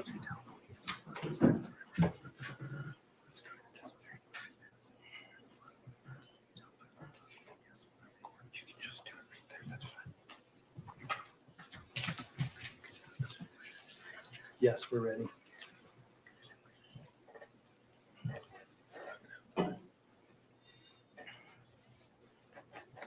So at 27 seconds, Mr. Nelson, I want you to watch this video first. For a brief moment. He's on camera. Guys, let's skip it. I'm smoking. Yo, the new iPhone got that good quality. What do you say? So he's walking away from where your tubes are. Yeah. Is that true? Yeah, but at the end of the video, you can see him turn his body back towards us, and then I assume he walked back towards us. You don't know if he did.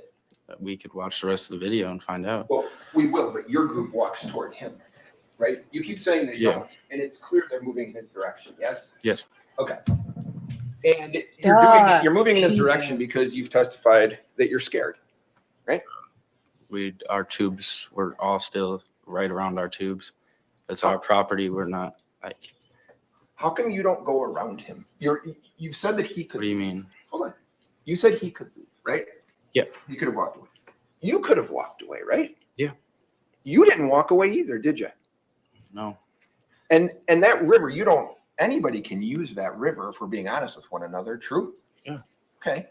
So he doesn't have any more responsibility to walk away than you guys do, does he? Nope. Okay. And if I said to you that at some point this other group starts coming over, is that right? Yes. Okay. And at that point, are you guys calling him a pedophile? I think, yeah, we were previously. You were previously calling him a pedophile. Like we were.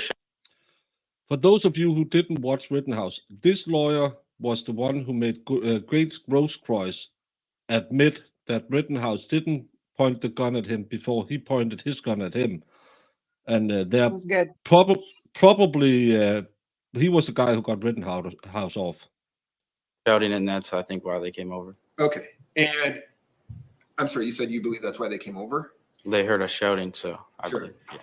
And certainly to you, shouting pedophile could be something that would draw people's attention, right? Yes. So you don't have any information that he was looking for small children, do you? No. You'd agree, calling somebody a pedophile isn't the same thing as calling somebody like a jerk or an a-hole or something like that, right? Yeah. Right? Yes. That's like you're telling somebody, or you're telling people this guy's looking to have sex with small children, right? I didn't say that. That's what a pedophile is, though, you know, right? Yeah. Okay. And you guys, to a man you've never met before, have no information about. People in your group are yelling on the river that he's a pedophile. Yes? Yes. Okay. And by your own admission, you believe that draws the attention of another group of people to come over. Yes. Okay.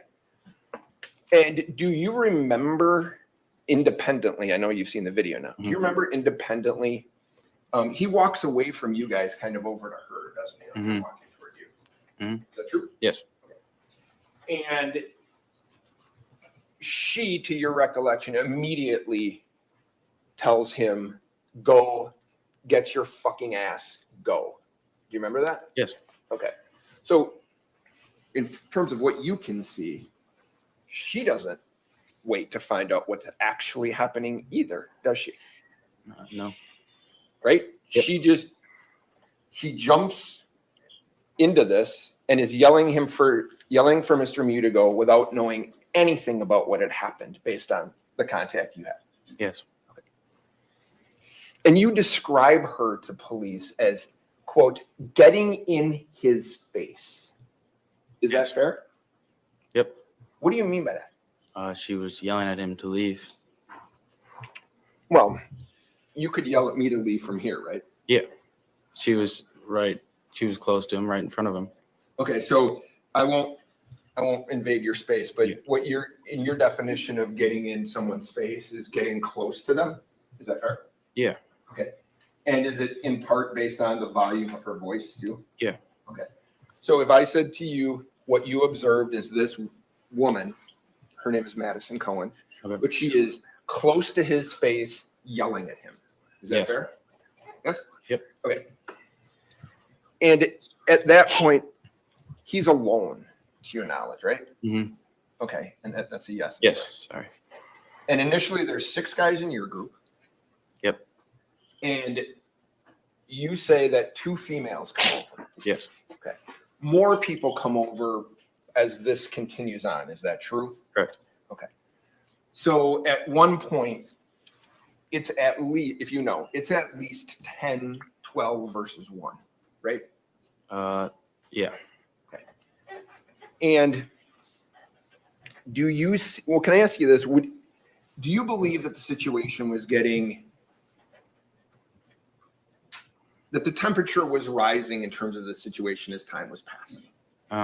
Maybe a little, yeah. Okay, so it started out maybe here, and as time is going, the blonde shows up, it starts getting more and more heated. Is that fair? A little, yeah. Okay.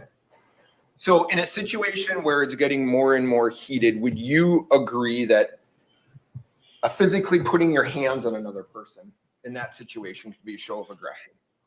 I object, Your Honor. That calls for a conclusion. Did you see Madison Cohen, the blonde girl, put her hands on Nick Miu? No. Did you see her at any point move him or redirect him with her hands? No. Okay.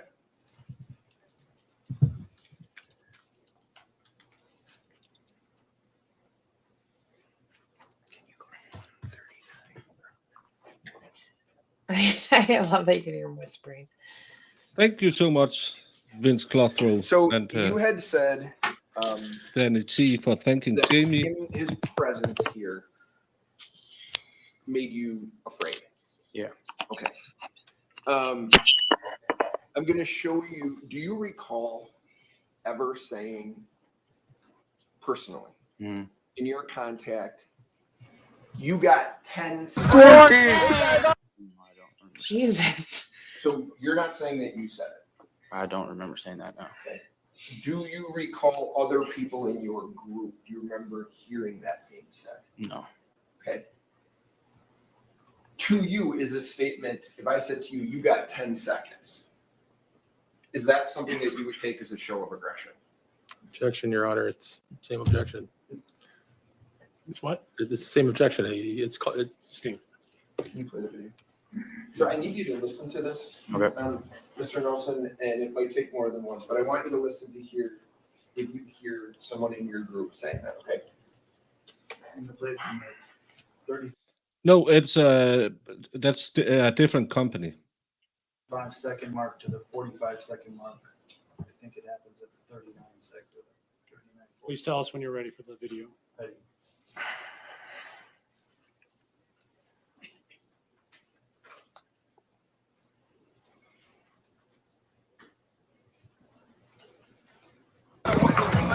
What do you say?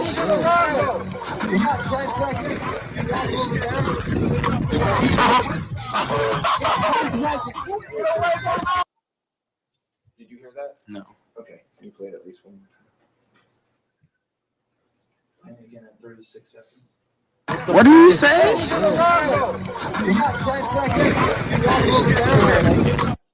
So you You hear got somebody 10 say seconds. you got 10 seconds, right? Yeah. Okay. And that, based on, that's not Mr. Miu talking, right? No. Okay, so somebody in your group is saying you've got 10 seconds. Yeah. And at that point, are you still frightened? Just more weirded out now. Okay, so it goes from frightened to weirded out. Yeah, he had moved away from us a little bit, so it was more scared when he ran at us and grabbed our tubes, and then became more like, who's this guy? I'm more weirded out. Okay. Did it go from then weirded out to not really afraid at all? Yeah. Right. There you go. There comes a point that you've seen on here where your group has kind of surrounded Mr. Miu, and you're all taunting and pointing at him. Is that right? I want to object, Your Honor, to the term surrounded. I think it's a mischaracterization. Why not? That's exactly what they did. Yeah. That's exactly what they did. Yeah, but he knows it's really bad for his case. Objections overruled. Mr. Oh, Schuman. Imagine that. So you would agree that your group had moved around him, and you watched the video. You're all pointing at him, taunting him, calling him a predator, right? Yeah. Okay. So is it fair to say at that point the fear has left you? Yeah. And do you personally feel more confident because the other group has come over? Maybe a little. Okay. So fair if I said strength in numbers, the more people that are around, the more confident you're becoming. Is that fair? I guess I lost fear that he was going to do something weird to us. Yeah. Okay. And the other people coming over helped you lose that fear? Yeah, we didn't. Yeah. Because you had a lot of people around, right? Yeah.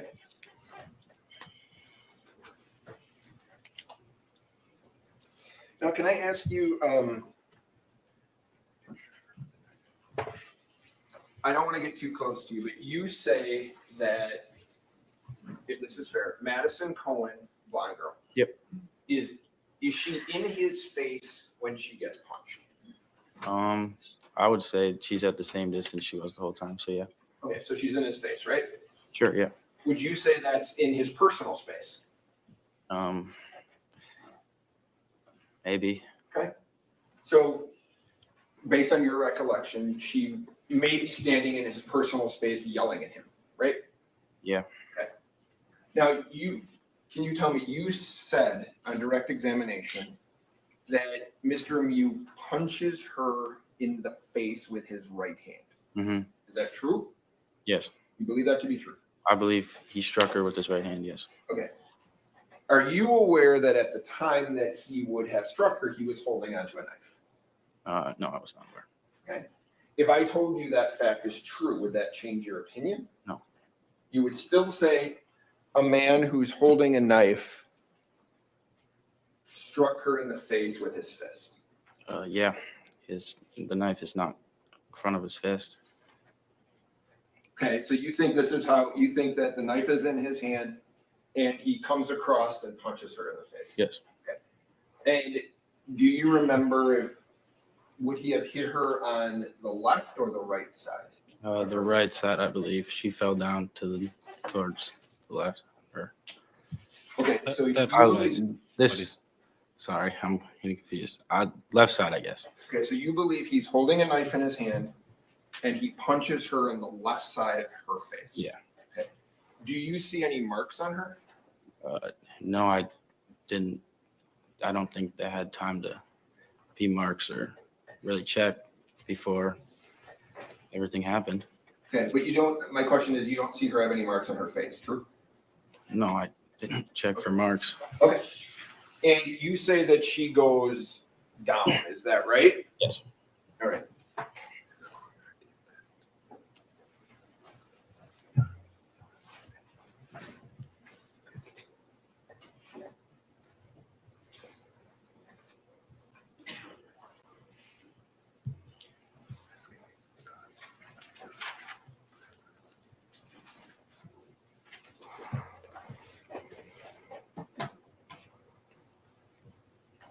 So I'm going to show you.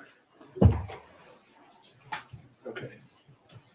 You want me to do the JPEG or the 26? I bet you that's not, because we saw her turn around with her beer in her hand. And she looked more like she was screaming than getting punched. So now at 26:44, I think you've testified you're moving forward. Yes. Okay. I do. Keep going.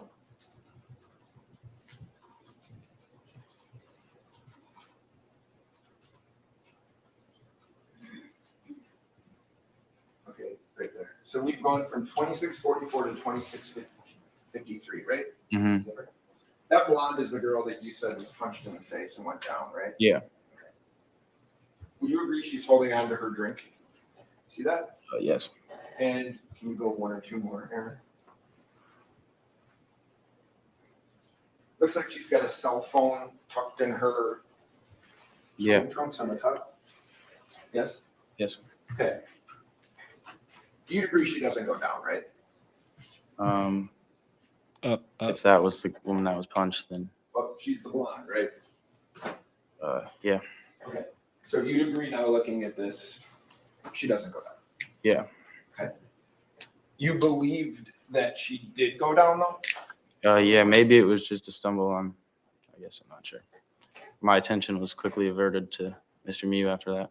Okay. All right.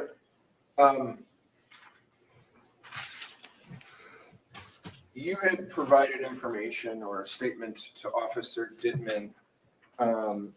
He had asked you about any contact that Isaac may have had. Do you remember that? Yes. And I think you had indicated that you never saw that happen. You never saw Isaac make physical contact with Mr. Miu. Yes. Okay. Yeah, it's legal, but not for underage people. Have you watched the video, right? Yes. Okay. So now you're aware that Isaac has his hands around Mr. Miu's throat? I didn't know that he had his hands around his throat. No. You didn't see that? No. Okay. You didn't even see the girl get punched. Is You that didn't see something anything. that you saw? No. That he was that was pretty late. I think Isaac was the last one stabbed on video. And so by that time I was focused on the guy next to me who had his whole stomach cut open. Okay, but I guess my point is, initially you say you didn't see Isaac make contact with him. You see on that video somebody with their hands around Mr. Miu's throat, right? Yeah. Okay. And you don't know if that's Isaac or not? No. We can watch it again and I can tell you what I think, but I don't. Is he wearing a bracelet, like a gold bracelet on his wrist? I don't remember. Okay. Now, can I ask you this? No, you'd agree with this. On that video, nobody is stabbed until Mr. Miu is punched in the face and knocked in the water, right? You agree with that? Yeah. Okay. And so you would agree that the people that are injured with the knife, that all happens after Mr. Miu has been knocked in the water, punched, slapped, pushed, right? Yes. Okay.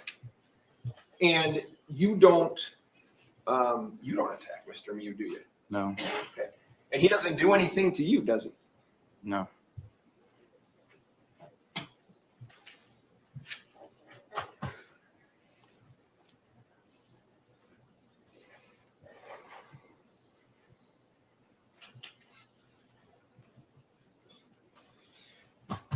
It's all types of things. Mr. Smithstone? Exhibit 3. You want the 15?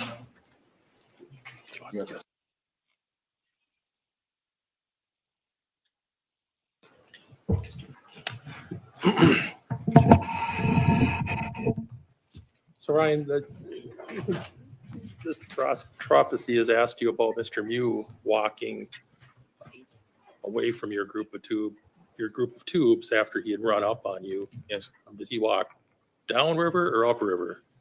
Back up towards that other group that. I'm asking about when he first stepped away. Downriver. All right, and is that the direction your tubes were going? Yeah. So he was between you and the exit? Yes. You had indicated that you were holding on to the tubes. You didn't want to lose the tubes, obviously. Yes. You paid money for them. Was the natural flow of the river carrying your tubes towards him? Yes. A lot of questions about your memory. You do recall giving your Yeah, I was thinking the same thing. Towards the exit, it's I don't know, at least 6 inches wide river. They could get around him, or they could just hold on to the tubes and say, "Hey, buddy, we'll wait here till you walk away." No, they attacked him. They could have just ignored him. Yeah, but nope. Or they could have just asked him what he was doing. Like, that drives me crazy. Yes. And would it be fair to say that this has been so long now that your statements to police were given when your memory was probably a little fresher than it is right now? Objection leading. Sustained. Is your memory better now? Mr. Teropathy had asked you if your memory is better now. Asked and answered. He said it was about the same. All right. Do you think that you remembered things better when you first talked to the police or now, or the same? I think Objection about the and same. asked and answered. Do you recall talking to the officers about the names that you'd called? Yeah, when you're floating, but they were all walking alongside it. They weren't floating. Mr. Miu, Yeah, they got out. They were you might have standing done there. that. Maybe. But it refresh your memory to see a portion or hear a portion of what you told the officers with regard to calling him a pedophile? Sure. And the point is, Mr. Troffus, he asked you why you left out the fact that you called him a pedophile. Do you remember that? In fact, you didn't leave that out?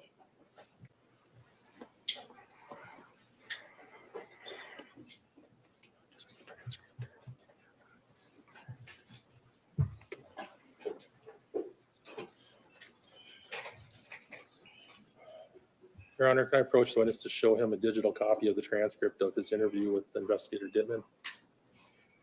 It's a transcript that was provided by Mr. Nelson. For what purpose? To refresh his memory as to what he told Investigator Dittman about what they were calling Mr. Miu at the time. You say had trouble remembering? I lost that. You did. Mr. Chiropasi indicated that Mr. Nelson, Ryan Nelson, did not tell police that they were calling him a pedophile, which I intend to refresh his memory to show that he did tell the police that at the time, immediately after the incident. Any objection? If he needs his memory refreshed, he can do that. Judge, I don't know if I missed it either, so. Yeah, I'm not hearing the magic words, is I guess what I'm driving at. That this is going to help him refresh his memory. It's 2 sentences. I think you're missing the point. That guy in the end looks like he's wearing a wig. Is it just me, or does he look like he's wearing a wig? I'll move on, Your Honor. Why is this guy constantly whispering in his ear, and why can we hear it? Is it possible that you told Officer Dittman or Investigator Dittman something back then that you don't remember now? These are YouTube words we need to use. You can figure it out when you listen to trial. Mm-hmm. Yes. And it would being able to see a transcript of what you said, refresh your memory as to what you told them? Yes. Now can I do it, Your Honor? On what issue? I don't know. Yeah. Sustained. Objection sustained. Is it his first trial? He's constantly whispering. Approach, Judge. Yes. Oh. Yeah, because his beard is very brown, but his hair is very gray, and it looks fake. Oh, Right, John Bird. All right, let's continue. Mr. Smestad. Ryan, do you remember telling an officer what kind of names you were calling Mr. Miu at the time? No. And He actually stated his memory is just as good at the time as it is today. Yep. Can I approach, Ryan? He's indicated he doesn't remember. It's his first trial. You have to ask him Ask what will if you help can him remember. approach. But if you saw a transcript of Would you use a brand new lawyer for a trial like this? No. Who's new? The The guy asking the questions, because his guy next to him tells him whatever he has to do. Oh.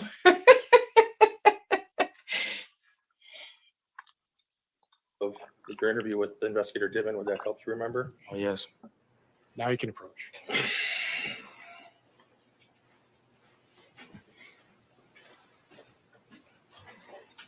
Showing your digital copy of the transcript, and just read the highlighted portion. No. Don't read it all, no, read it to yourself. That help you remember what you told Investigator Dittman? Yes. What did you tell him about the names you were calling Investigator Dittman? I said we were all calling him a pedophile and saying this is weird and he needs to get out of here. So that wasn't was that information you were trying to keep from the police? No.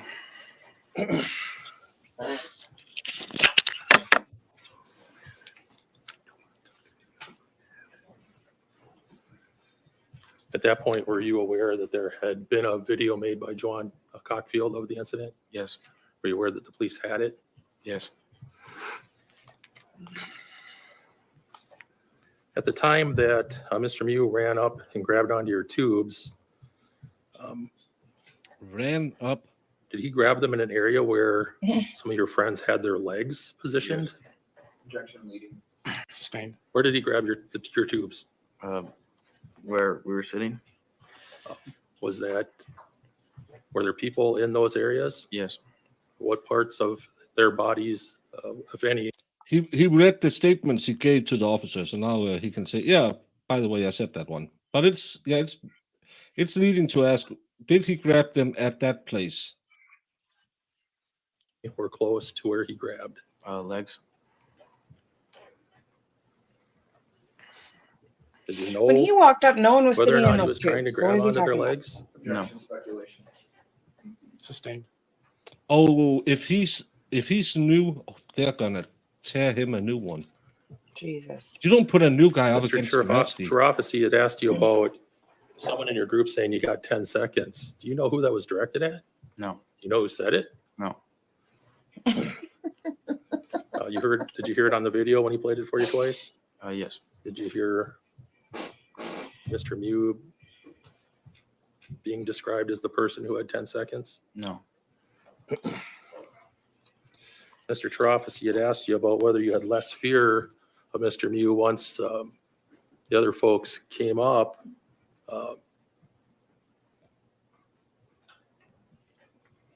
Why did you have less fear? I believe they were going to help us and help us get him away. Were these other folks kids or adults? Young adults.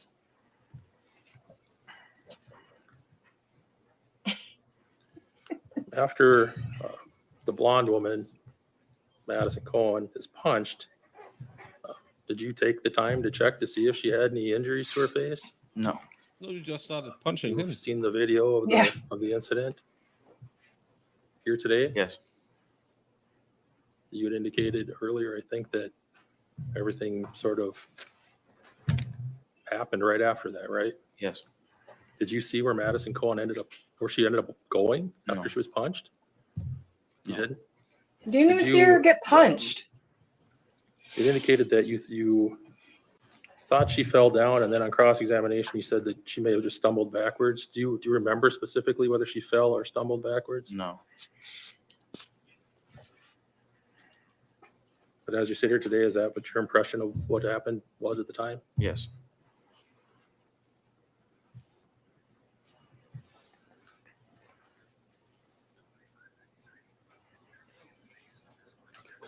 Mr. Trofsky had asked you about Madison Cohen, the blonde woman, being in Mr. Miu's face. I'm going to show you a slide. Still, it is number 2593. Well, I know a good lawyer, and Slavsky is a good lawyer, but if you can't think on your feet because he can, then you're in trouble. And the And he problem will- is, it's,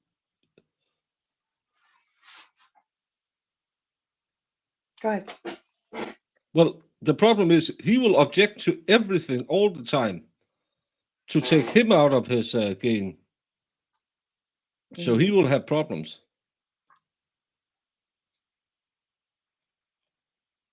Did you have anything? No, I was just annoyed because it's not even the lawyers, really. It's just that we saw the video and then everything the kid is saying is wrong. Yeah. So, Yeah, well, that's okay. It's yeah. yeah. Well, he did Yeah. this, he did that. When did he do that? Because I didn't see it. Yeah. Tell us when you're ready. We're ready.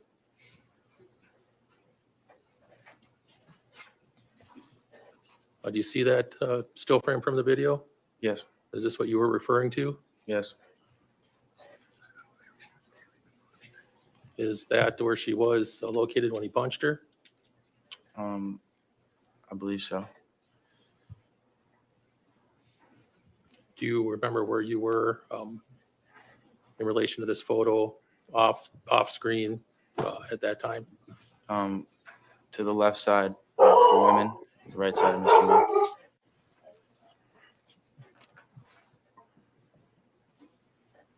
When she was punched, did you hear an impact? Yes.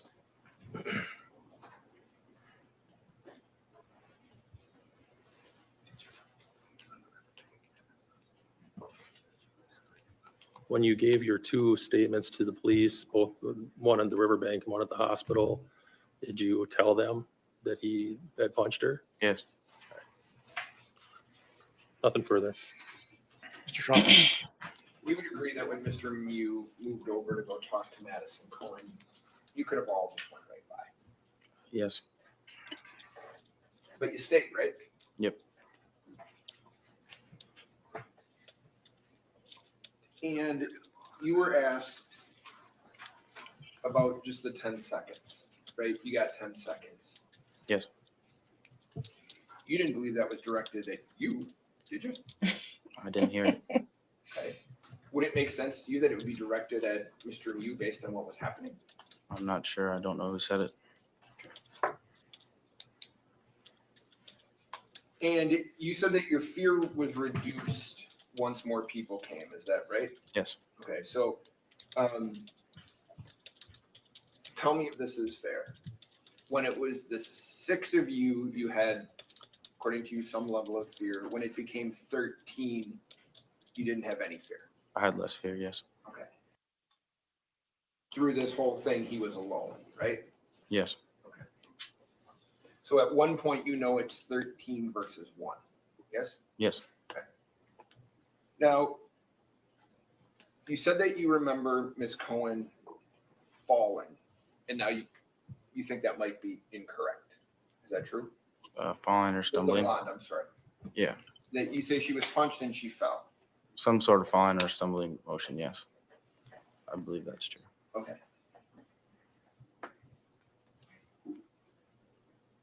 You'd agree that she never dropped her drink in that picture, right?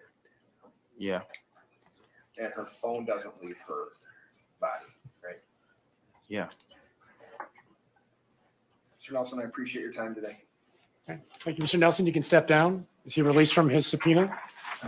No? Okay. Is there a coordinator here that can assist him? All right. She'll give you further instructions about what to do and where to go. Please leave the exhibit with the attorney. All right, move for the admission of 62. Any objection? 62 is received. Are there other exhibits that need to be addressed? 25 plus 25 admitted. Yes. We're waiting for some confirmation on 27. All right. Members of the jury, it's 4:30, so we're going to break for the day. In a moment, the bailiffs will take you out. I do have a few instructions for you before you leave. One, no discussion about this case with others, not amongst yourselves, not with the lawyers, not with the members of the public, not with the media. Do not talk about the case when you get home. I know it's going to be tough, but you have to decide this case only on the evidence presented at trial, and you cannot be influenced by others. Second instruction, no independent research or It's different from state to state where they seat the do not jury. visit the site. Do not look at maps. So I don't know who. The attorneys have to present It's the evidence just for you to practice. decide here in the courtroom. Third, do not watch or read any media reports or No, social it's media posts 4:30. about the trial. Frankly, you're getting a front row seat to this entire trial. Anything that you see on the internet could be misleading. The final instruction is come back tomorrow morning. We need you all at 8 o'clock before we can get started. The bailiff will give you new directions about the entrance. You're not going to come in the main door. There's a new door that you're going to come in. He will give you the instructions about where that door is. There's also special parking for you in the morning. Please use it so that you are segregated from the rest of the public. Please take the jury out. All rise for the jury. Segregation is bad, Jamie. Chris, could you move the easel out of the way? Thank you. The presence of the jury, the attorneys are present with Mr. Miu. Mr. Miu, is there anything for the record, Mr. Anderson? Yes, tomorrow, there was a number of witnesses who were properly served, out-of-state witnesses through the interstate subpoena process. They wouldn't, I think there's 6 that wouldn't meet with us. So we expected them here at 8 a.m. today. They were not here today. So victim witness reached out to them and essentially said, if you're not here tomorrow, there might be a warrant issued. So my understanding is most, if not all of them by now have agreed to come here at 8 a.m. tomorrow. I don't think we're gonna be ready for them by 8 a.m. tomorrow, but because they wouldn't meet with us, weren't here yesterday when they were, or today, sorry, when they were subpoenaed. My request would be, rather than, I mean, Your Honor could tell them to just wait here every day, or bring them in outside the presence of the jury, stress the importance of being here when either side asks for them to be here, and inform them of the potential consequences if they don't. So tell me what you want me to do. Just, I'd like them to hear from Your Honor that a subpoena is not discretionary. They have to be here. With all of our witnesses, we give them the courtesy of trying to plan when they're going to be here. These people refused to meet with us, so they didn't. So they should have been here yet today. They weren't.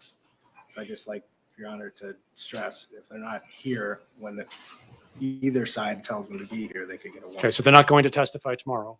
They're going to be scheduled for a different day, and you want me to impress upon them the importance of honoring a subpoena? Yes. All right. And expect them to come back on a different day? Yes. All right. I know specifically one of them is one we probably won't call, but I know defense will. Judge, would you consider, I don't care how you do it, making them sign a bail? I'd have to research it. I think you can do that. I mean, I'm not telling you what to do, but I think you can do that. And my concern is if you impress upon them the seriousness of it and they don't come back, we're in the middle of this case and 6 or 7 witnesses are missing, some of which I want. So I guess it's just an option. Yeah, I mean, what is it that you need before you can have them testify? Or why not have them testify when they're here? It's going to result in, I mean, we try to present a linear story to the jury and it'd be out of order then. And I frankly don't want to change how we present the case because witnesses who are supposed to be here aren't here. But it's your case. You present it how you want. If you're not ready for them tomorrow and they're here, I will do what I can within my power to have them come back on a different day. But if they're not here, your options may be limited. Yes, understood. Same with you, Mr. Shrophecy. Understood. I guess at that point, I would ask that you issue a material witness warrant, though. I wouldn't be as forgiving. So. All right. And yeah, if I could. Yes. At least Mr. Carlson, if he's here tomorrow, well, I'm going to serve him with our subpoena as well. And we're not going to release him. I have no reason to believe he's going to come back. So I feel a little bit bad about it, but I'm going to work past that he while I need him. I have the power to do that, and he's given me no reason to do anything other than that. He's a Minnesota resident? Yes, but he's been served by the state. Right. But once he's here, I can serve him here in person. Yes. Across the state line. So right. Both of those things. And then everyone agrees he's a material witness. So. All right. So we'll cross that bridge tomorrow. Anything else? No. Okay. Mr. Shrophecy?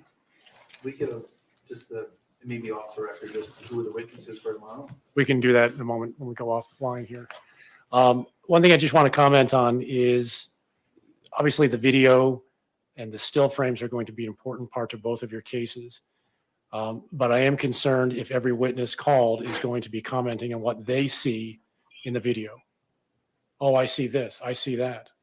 The jury is the ones who ultimately get to decide what they see in the video. So to have other witnesses come in and comment strikes me as being more argumentative than anything else. Both of you did it today, but I want that to desist. I want you to desist from doing so. Mr. Nelson. I like this, Judge. There's different ways to use Yeah. it. Yes. I see a manner in which we use it in the future to impeach them. They Yes. say X happened and we want to show them the video to say not X. And so I would assume, I don't want to say free reign, but that's an appropriate use of Yes. the video. Yes. And for example, one question that sticks out in my mind is, I think it was with Mr. Nelson. Do you see somebody else in the video holding up his hands? Do you see anything in his hands? I mean, the jury can see it as well as anybody else. So that's the type of question that I think is going to really slow us down and confuse the jury. If you need to use it for impeachment about their own testimony, that's fair game. If you want to question them about what they're doing and what is being depicted of them in the video, that's fine too.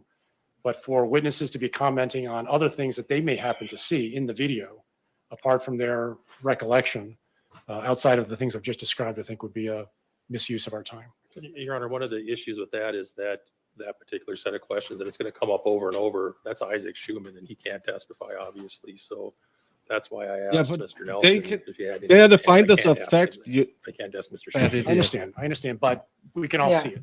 It's plain as day. Yeah. I assume the Exactly. same applies for law enforcement. We're not going to ask law enforcement what they see or saw. No, because the law enforcement was Within the at the confines scene. that I've talked about, right? Yep. Right. Because otherwise we're going to have, 40, 50 witnesses providing their interpretation and their opinion about what they think happened. Well, those interpretations and opinions are personal to them, but they're not relevant to what the jury has to decide. So I just want to stick to the facts, stick to the things that this jury is going to be tasked with doing. Okay. All right. That's all. I'll be back tomorrow and ready to go at 8 a.m. It's yours. Share with your witnesses on that for tomorrow. You got to figure. All right. Well, Well, nice to be back in the saddle. Not nice that it's Central Time, because it's midnight here now. And we start at 8 a.m. So so 9 Eastern. Yeah. yeah, 9 Eastern. But what do we think, Jamie?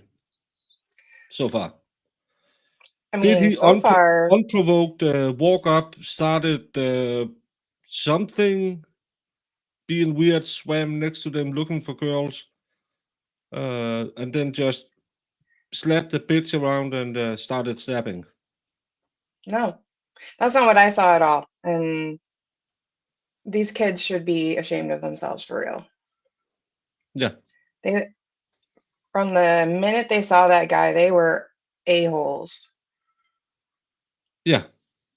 I said this a million times. They could have easily, like, oh, excuse me, like, oh, what are you up to or whatever. Ask him just what he's doing. He could have said, hey, I'm looking for my phone. Yeah. Or what What are you phone or whatever he was looking doing. from a phone? Okay. But they instantly were just like, oh, he's a PDF file and he's looking at little girls, and like, are you like, what's wrong with you? Yeah, I And then when we saw them actually fighting him, that was pretty scary for me, because I mean, like slamming him face down into the water and hitting on him like that was a little crazy. yeah, and I know Fed and Schoenberg was getting into it about the way they use the pictures, and I know, of course, they always use it in the light most preferable to themselves. That's how you do it. But yeah, they want the blood and go up there, and they wanna have everyone say, "Look, he has nothing in his hands." He gets slapped twice with open hands. You don't need something. We just had a case today about a guy who helped throw someone out from a bar. He takes a swing at him. He punches him back. He falls over, breaks his neck, dead. You don't need And much also, more. no, and I understand everybody keeps saying the words aren't illegal. Well, yeah, I get it, but there was no reason to be that aggressive. And then they put hands on him. Yeah. He walked away multiple times. And again, always the presumption of innocence. I know other channels have the always guilty when you're charged, but so far, I hope they have better witnesses, because this guy didn't do well in my eyes. I don't find him trustworthy. Yeah, I'm a hard one to sell on, so you know how Yeah. everybody knows how I am. Yeah. And I didn't, and they were verbally aggressive. And first of all, they were other people on the river. So they're using those words and saying, I mean, they were using grape and pedophile. How do you not think that that's going to make everybody else on the river feel? They're like, oh my gosh, these kids are screaming that this person is doing all these things. And then they come get involved and nobody's in their right dang mind. No, everyone is drunk off their tits because they had what 7 times the legal, no 3 times the legal limit. Yeah.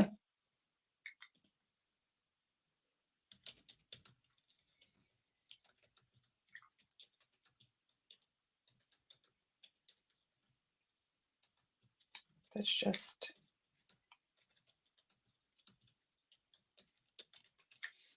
So to me, they are the aggressors. They are the first one to land a punch. I don't know what happened to that girl. She's all the way up in his business with his phone, her phone in his face, and the other Karen is there too. Did he push her? Maybe. Did that warrant that he was slapped in the face, pushed to the ground, tried to be pushed under the water, slapped in the face again, and then he did the circulation? I don't know. Yeah. But that's the beauty of having 2 weeks of trial, because we'll be back tomorrow again, 9 Eastern. Yeah, and I mean, the kid on the stand today helped along my perspective because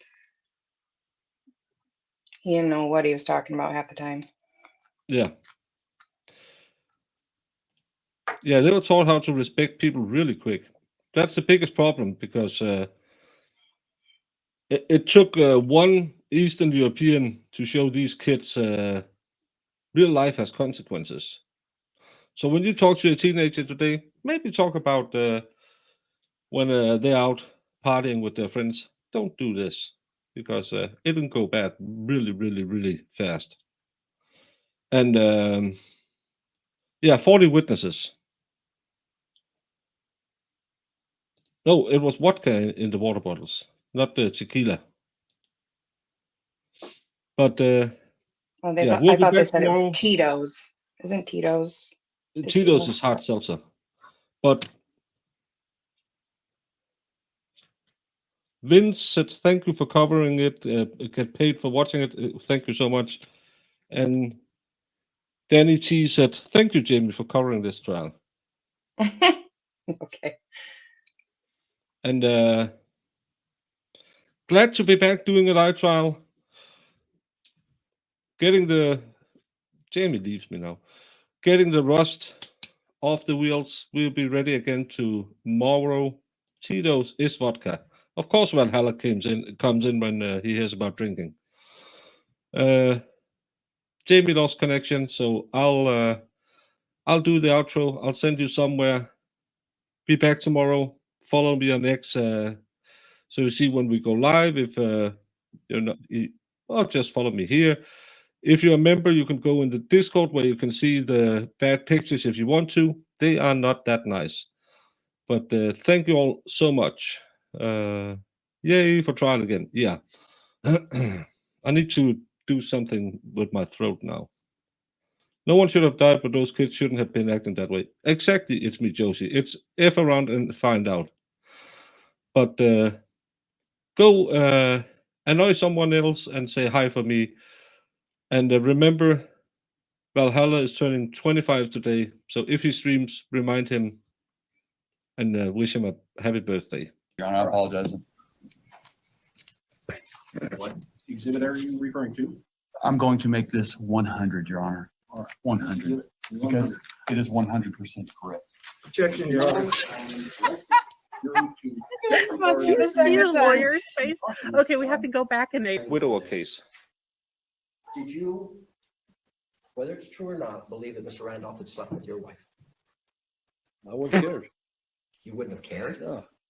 Did you believe he had slept with your wife? No. Did you believe he slept with your mother-in-law? Probably did. Everybody has.